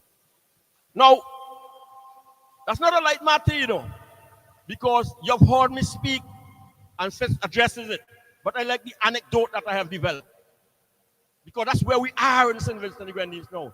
Picture yourself in one of those black water tanks. Don't get tired of me with the story. If it was warm when you went in, after you felt some water, got into it and reached my ankles, ooh, cooling down my foot, I feel good. Who said that gave me a feel good? And then reached up by shin, ooh, and it started jiggy and carry on. But when that water reached up by your navel, it's I hope they remember it inside the hair, Then that water was in the depth of the country. Guess their shoulders. They say, what happened? Somebody trying to kill me. They started beating the thing to get out. And then when I get underneath the chain, he said, Lord, I've been a good servant. I've made a few mistakes. But as it looks now, like they get you to kill me. Well, that's where a lot of us start to need to say, Hail Mary. Because the debt to GDP ratio of 93.8, that's 94%. And I like Fitz example.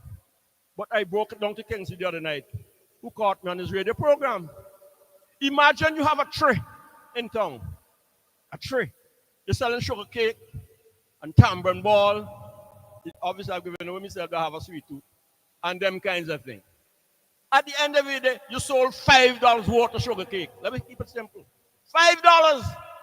But when you look around, you owe people for the wrong nut, the ginger, the sugar, and that came up to $4.95. I said, what the hell I say here? Only 5 cents left for me. Now, And this is the reality, you know. You want to sell the next day. It's either two things. You don't pay them for the thing you trust yesterday, right? But if you don't pay them, what you have to do? Go and look for a different set of people to trust from. And that's what they're doing. That's what they're doing. Because when you look at the budget, they are so mired in debt that they reach now that they're taking a loan to pay a loan. I said so. You can't sue me inside, you can't sue me outside. It's the fact. The documents are here. You borrowed money from an INS, which the taxpayers had already paid you because you deducted it from the public servants. But now to pay NIS, instead of you finding back the money from in the government system, you float a bond. And you're so stupid, you don't even give the money back to the consolidated fund and let the consolidated fund pay NIS. You float the bond, you take the money, you give it straight to NIS. So the director of audit naturally says, we go on here. The Congress say, well, and check it out because I really understand that one either. You look at the director of audit report and you see monies will come to St. Vincent from the international financial agencies. It comes here naturally to the East Caribbean Central Bank. Before the money can reach out, they say, boy, you know what happened? I owe so and so some, take off piece of that from the original project, pay off that debt and give me the rest. That's how St. Vincent win. They're doing the same thing with Vintro money. With not Vintro, sorry, Vinlet money. So, in fact, we have debt we're not even paying. Debt to Trinidad and Tobago. Because you hope somebody wouldn't ruffle the feathers. So when you hear people up and down this country talking, the ignorant and say major and company are arrogant. They are the ignorant, arrogant of the country. And we have to free ourselves and emancipate ourselves to address the budgetary difficulties that we're living in at this time. Now, let me bring home a harsh reality to you. Because you'll ask, well, then how come the government flamming so? How come they seem to be able to back up this impression that they have money? You are the ones who are paying for it. In 2001 to 2005, you, the taxpayers of St. Vincent, gave Ralph $843 million to run this country from the taxes they charged you. 843. In 2006 to 2010, that moved to $2.6 billion in taxes. He stabilized over 11 to 15, the same 2.6 billion. But from the period 2016 to 2020, we gave him $3.1 billion to run the phase of the country. And currently, 2021 to now, this current term that in, that figure to run St. Vincent and the Grenadines is approaching $4 billion from the original $800 million. You know what I mean? His hand is going deeper and deeper and deeper into your pockets to keep the country afloat. And with this notion that I have a little hair and I'm going to shift this little, you ever see him like out of something on a forklift and uncomfortable, misleading a nation of people? I mean, it's ridiculous. We can't go that way. So when we talk about the budget, we have to begin to construe a notion of how we can help ourselves. And we help ourselves, first of all, by believing in ourselves. And for a person who speaks over and over about colonialism and neo-colonialism, he has quite successfully recolonized us. So I gave no vent tonight to the foreign component of that. But everything, even the airport warm patch, you're going back to Cuba to get engineers. After 25 years, you know, of educating our young engineers, civil, mechanical, chemical, whatever they are, we can't even fix the airport on our own. I mean, the worst example that we have of that colonialism was when people gave us $135 million. They said, well, I'll give you 48 now. But you have to bring 3 for yourself. Ralph going to borrow the 3 to get the 48. And you're talking to people and calling them everything else because you're standing before a mirror. It's time for Ralph to go. It's time for him to go. Because the fact of the matter is that every level, and this is not unrelated to a budget, at every level of the government in place, they do not have, in the first instance, the skill set to do it. And secondly, he has skillfully rotated his replacement over the years by people who have been over-compromised. And the third level is those who should be there and stand on their own feet. Curtis King included. Shaka, you'll be glad for this, you'll pay later. Have turned his back on everything that he should have stood for. Be it the labor movement causes, be it his position in NIS, be it in the National Youth Council, be it in sports and culture, be it in the ordinary, downtrodden working class. They represent everything else but. Total bunch of people with no self-respect in themselves. How the hell then, if that you don't love yourself, you can love other people? You can't run the country. So, let me sit on this. Because this is a solutions-based New Democratic Party. And the same poverty-rich manipulation which has driven this country up to now have allowed us to hold on to his cliches and statements and sentiments. They must sell passport, they must sell passport. Well, let me tell you that. Where do I have that now? The devil is a liar. Let me people them go on all the place looking for him. I don't need them. So when you know you're talking about, you know, subject matter, yes. Yesterday in Grenada, where there was revelation of the Article 4 visitation to Grenada, the international community recognized the contributions of the Citizens by Investment Program in stabilizing and driving the robust growth in Grenada. People beating the doors to get into it. In St. Kitts and Nevis, it's the same story. And we're talking about over $500 million, in some cases $1 billion of money coming to the country. Thank you. Right?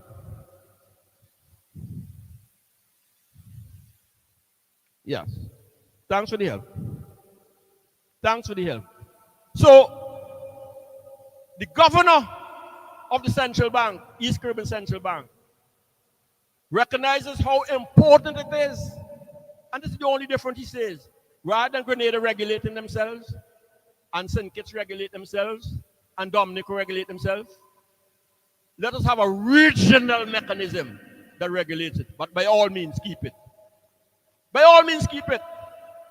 Because in the nonsense Kingsley that he speaks, when he comes and spit in the ears the next time at the airport, you tell him, because you've been trying to make a stand for yourself, you tell him that you have listened to others who know what they're talking about, who address the subject matter of the development of this country.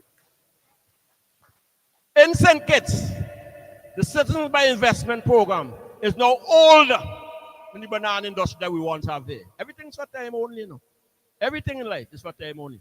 But that, as an industry, is older than the banana was in St. Vincent and the Grenadines, in St. Kitts Nevis. You understand?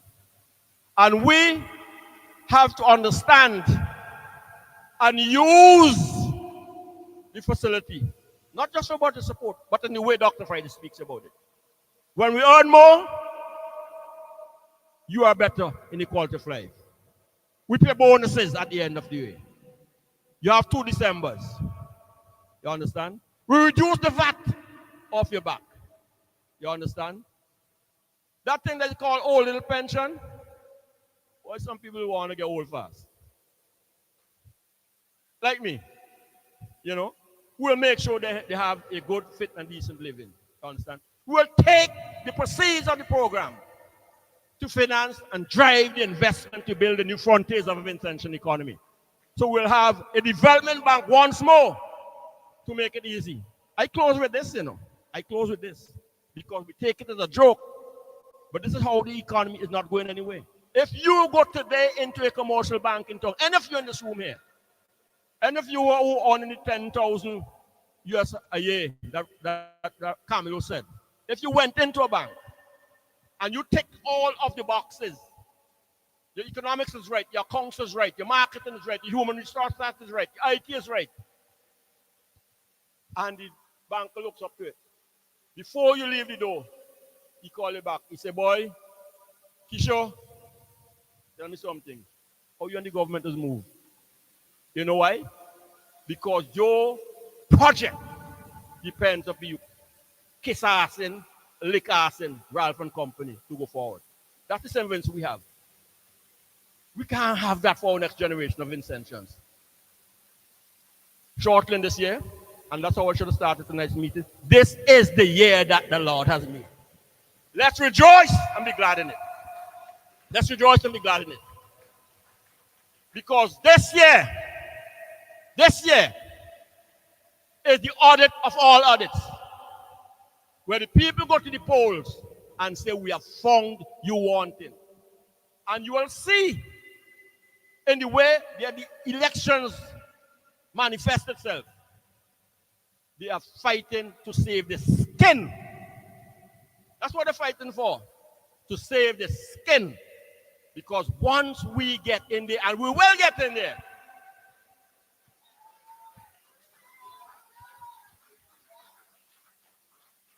you will be amazed of the level of corruption, dishonesty, and deceit upon which they've been sitting for so many years. Thank you. Good night. God bless you. Change the government. Nature, you gone outside. For St. Vincent to grow, ULP must go.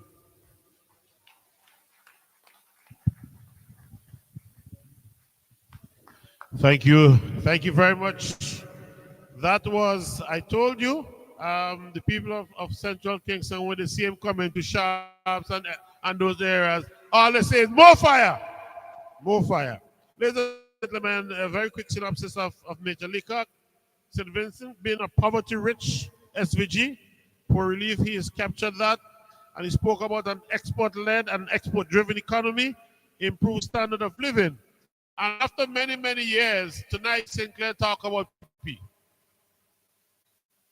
Yes.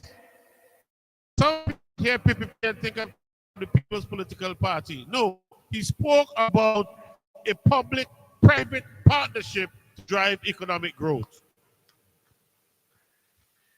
He augmented the president and spoke to the pillars of the economy, and he spoke to his concern on national security. And he says that the credibility of the capital budget of the ULP is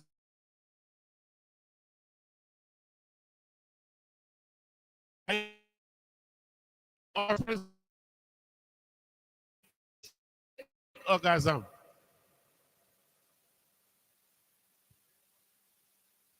Employment out of embarrassment. He gave you the example where people are now employed to take care of the embarrassment of people at the cashiers. Debt to GDP ratio and the CBI program he touched. Keep in mind, we just had some publicity about the strengths of our passport because that's where they go about selling passport. St. Kitts and Nevis, that has had a long-standing CBI program, their passport ranked at number 4, and St. Vincent was sub number 4. Last publication we saw. And then he said, under a new Democratic Party government, people who are listening, please hear this loud and clear, especially civil servants. Shaka, you ain't gonna get this. Under a new Democratic Party, there'll be 2 Decembers.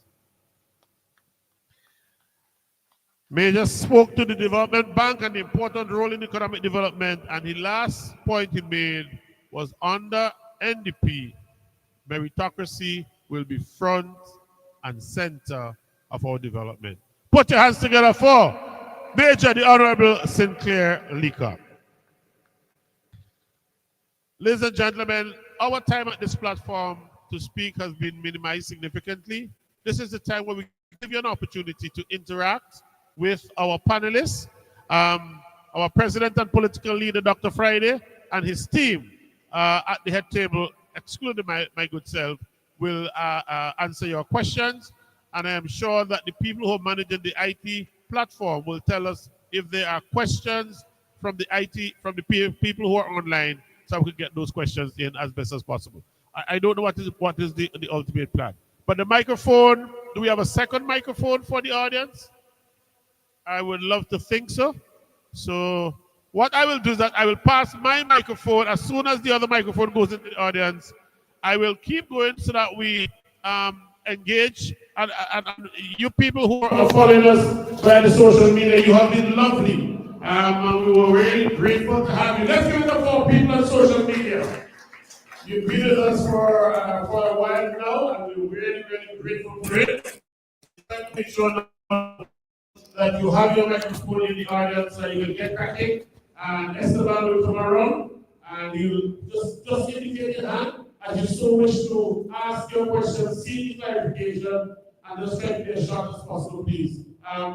Don't be afraid to get cracking. I'm going to put down the microphone from my end, and I'm going to hand it over to the leader of the party who will help to manage the answer of our question. Who's the first question?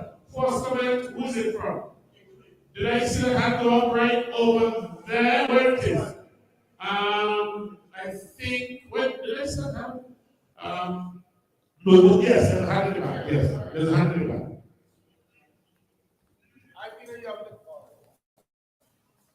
I've been a Young Democrat for a number of years, and most of my experience come from the Young Democrats, the National Youth Council, and all.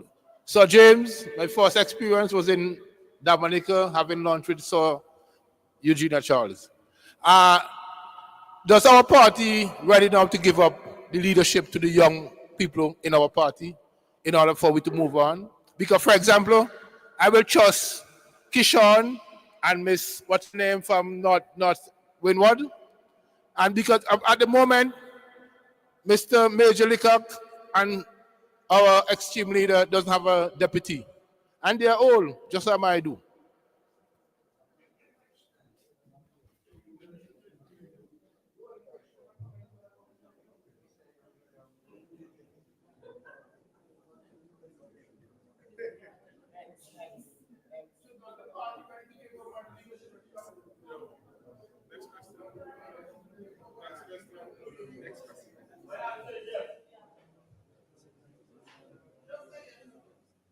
All in good time. Any other questions?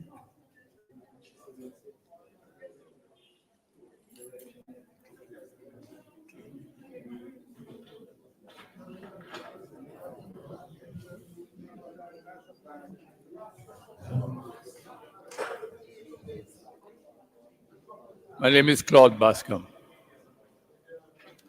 You know, we have a number of vehicles coming into this country, and we lose thousands of man hours per day with traffic. I've heard on numerous occasions about solutions. But what I want to put forward this evening, with the permission of Honorable Fitzgerald. Now, he is talking about developing the Sand Hill Bay area. How about bringing something more over the park, pass over that area, and attach the roads to King Garden? Solve some of the problems. All we have to do is regulate the traffic properly. Because, I mean, it's really man hours we lose every day. It's real problems. Thank you.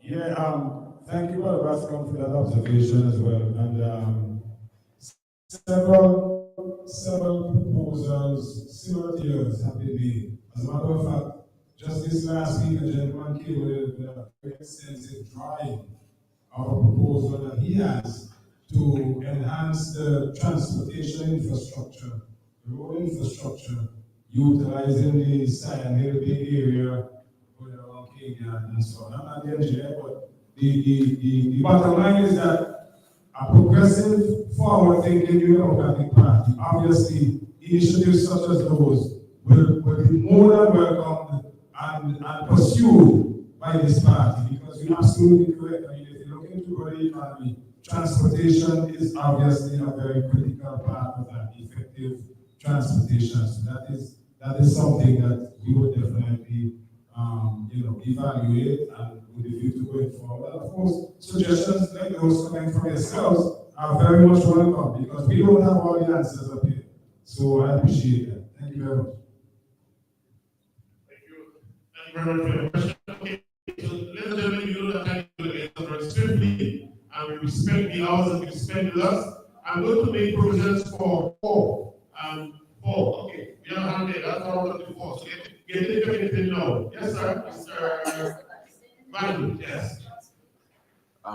So we're going to have a question from the gentleman in the audience, and then we will take about 3 more. So if you know you want to get in, you need to spring, indicate now, get your feet early. You can indicate by your hands outside and pick you up very fast. Go ahead, sir. Thank you very much. Question relating to the transformation of the energy infrastructure in St. Vincent and the Grenadines. I see you just made some short comments, but I didn't get anything comprehensive outside of the, not hearing me? Yes, go ahead.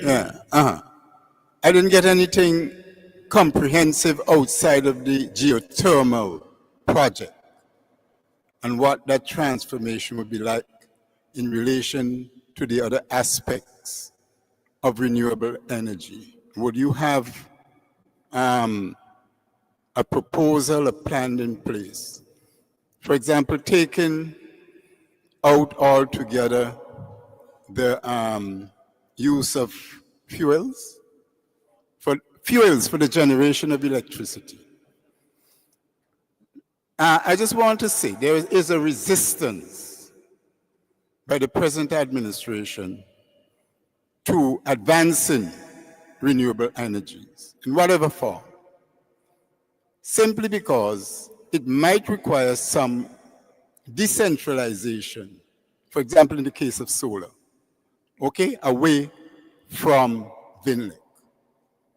And VINLEC is seen as a revenue source, not even a source for providing electricity. It's another revenue source for government. And in that case, we would need to come up with a comprehensive plan for the transition away from that particular model. Thank you very much.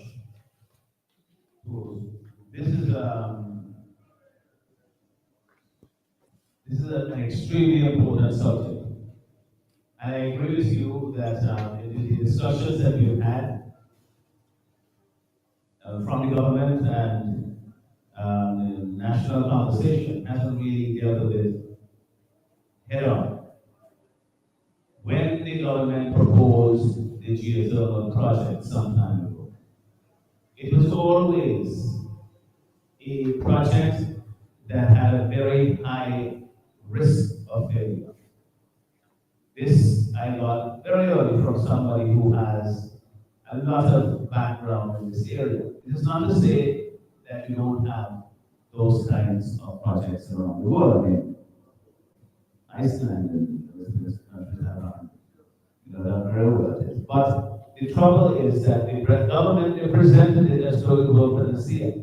That they had this thing that was going to work and was going to transform this. And, I had a conversation with the then president of CDB briefly in Jamaica. He was talking about the fact that the government had borrowed this money and that if they didn't succeed, that they wouldn't have to repay.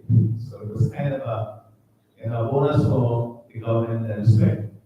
But the way in which they presented it, it gave this false impression that it was going to be the panacea and it was going to be the solution to all of our energy problems. I wanted it to succeed. I think all of us wanted it to succeed. But I don't think they were realistic in the way they presented it. Now they have in the budget $120,000 thereabouts for the geothermal project. I asked this question last year as to what exactly is this money being used for? Is the project not over? We had two major companies that were invested in the project or involved in the project from the outset. Emeros is a company I believe out of Canada, and Reykjavik Geothermal, which is a company of Iceland. Emera left fairly early. Reykjavik, they were doing most of the drilling. And so that they were here. And then, as Sinclair said, that they left very quietly, they just pulled out to the left, and we got the impression they were moving some of the equipment that was coming back and so forth. There was never quite any announcement for this. The project is included. Now we have an entity of Canada that is indicated they have an interest in essentially what it seems to be is in using what we have created there to test some novel technology that they have. To say, well, we have the site here and so forth, and then we have a technology that will be able to produce energy on a commercial scale from this. But we need a site to test it, and this is what we are going to be using this facility for. That is how it was presented to me. Not like government, persons who know better. But the impression that you get again is that we invested $120,000 in this project, and it's going to revive this geothermal project. We have to look broader than that. We have to look at the renewable energy in terms of solar power. There's a lot of stuff now that's being done in that regard. And then persons in the audience say, well, more information. I had a good conversation with a gentleman who knows a bit about it. Not so long ago, but 2 months ago, a month and a half ago. And he was essentially encouraging us as a party waiting to gain government to push this very, very seriously because it is now much more feasible. I asked a question in the parliament in December of the minister as to what is the prospect of renewable energy, principally solar. Why is there a bottleneck with respect to Vinlec? Because they're saying they can only buy back so much and they have to maintain their capacity to generate from fossil fuel. Otherwise, if you have 2 or 3 days of cloud cover, then you won't have enough electricity. But we got to get beyond these technical bottlenecks because we have now the storage. Mustique, for example, is a smaller environment, but they are moving gradually towards more and more generation from solar energy. It comes from the cost of the panels have come down dramatically. The efficiencies are greater, and the battery storage capacity and so forth. All of those things are becoming more and more affordable. But Vinlec, if Vinlec is the principal advisor to the government on this technology, then you can see there's a bit of a conflict of interest there in doing so. But that is something I want to give the commitment. In fact, I spoke to my colleagues about this not so long ago, that we should make a bold statement. We should be saying that, listen, we have a commitment for St. Vincent and the Grenadines to go green, but it has to be affordably green. We can't be paying twice as much for energy as we are now. But to make that as a statement, and Dominica has made some similar kind of commitment, so that we can get ahead of the curve, because fossil fuels are not going to get cheaper, and they're not going to become more available to us. And we know that more and more as time goes on, it's going to become more and more difficult to utilize that form of energy. So we should get ahead of the curve. Thanks for the question. I don't know if there's anybody in the audience who wants to add to what I've said.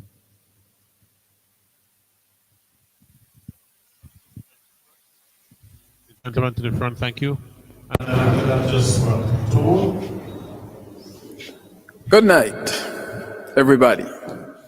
I walked in a little bit late, and I was listening to the presentation, and I got about 1 million questions. Seriously. Seriously. Because this country is in so much mess.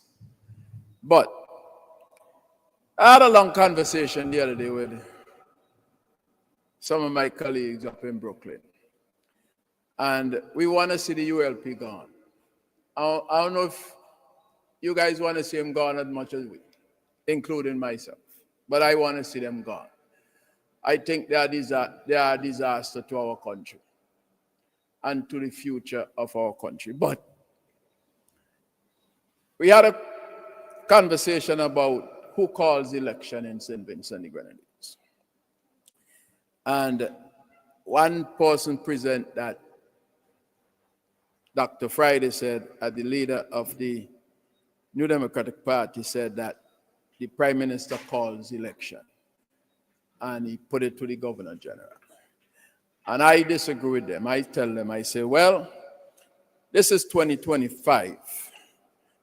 And whether they like it or not, this is an election year.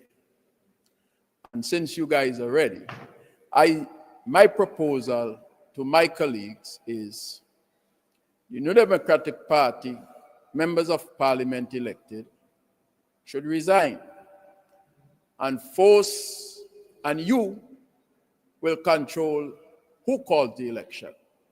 Now, I want you to answer me the question that if all of the 6 elected members of parliament resign, they must call a by-election within 30 days or so.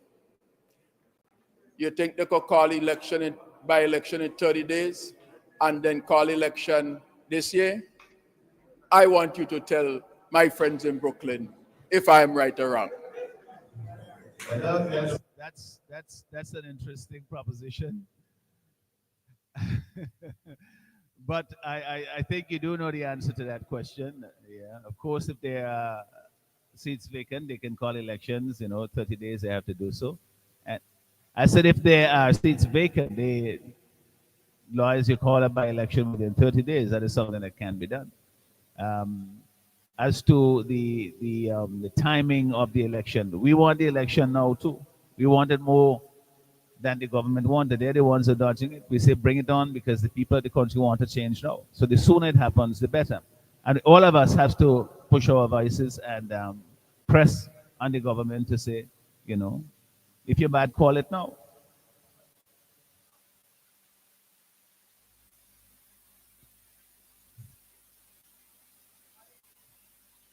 Well, what your option will guarantee is that there would be 6 seats available, in which you will have 6 by-elections that can be used to fill them, and that puts us at a disadvantage in a sense where we are defending our seats and they're not defending theirs.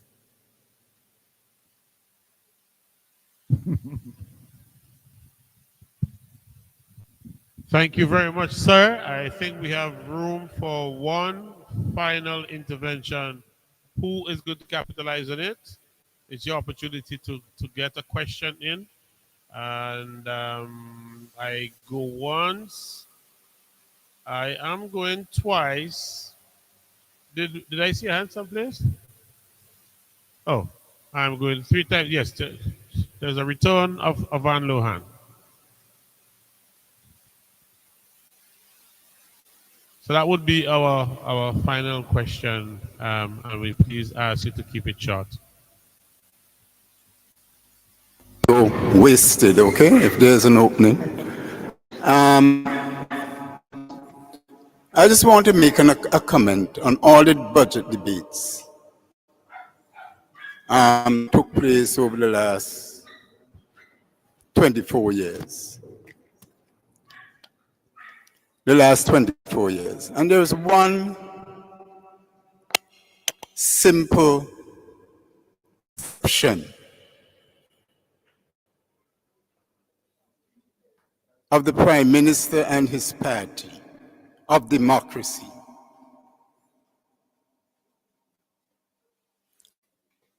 You win the election, do what the hell you want to do. Okay? And that's it. You can talk until you're blue. I don't know, in the 24 years that the NDP in opposition has been debating the budget, if anything has ever changed. I don't get the impression that the government has changed anything. Okay, they decide what they want to do. They have the majority in the House by 1 or 2, and they would do what they want to do. And we can sit down and debate and debate and debate. It ain't going to change nothing until we win the election. That is my contribution. Thank you. Let's win the election. I agree with you. That is the, as Major said, that is the order of all this. This is where the people decide that the government has failed to deliver what they have promised, that the situation in the country is falling apart, that we can do better. And in the Democratic Party, as I said earlier, we have the plan, we have the people in place to deliver that plan, and we have the mess, and we have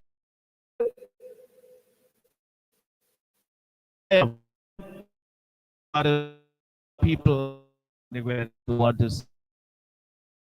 And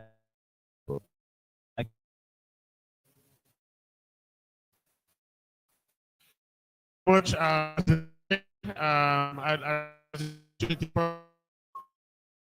to thank panelists, so the Honorable Godwin Friday, Leader of the Opposition and President of the New Democratic Party, Major the Honorable Sinclair Leacock, Vice President of the party, Dwight Fitzgerald Bramble, MP for East Kingstown, and the Honorable Senator Chevron John, the caretaker candidate for the constituency of North Windward. Ladies and gentlemen, let's give a round of applause to our panelists.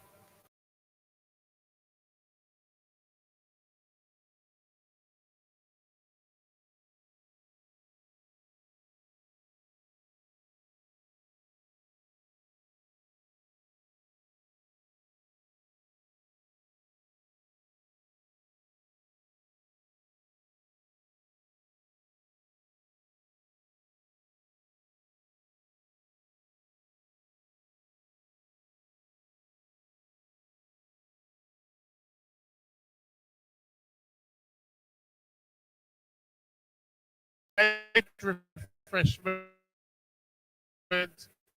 to get you home safely. So please take of it. Thank you for those of you who are on social media land. We thank you for being in our company.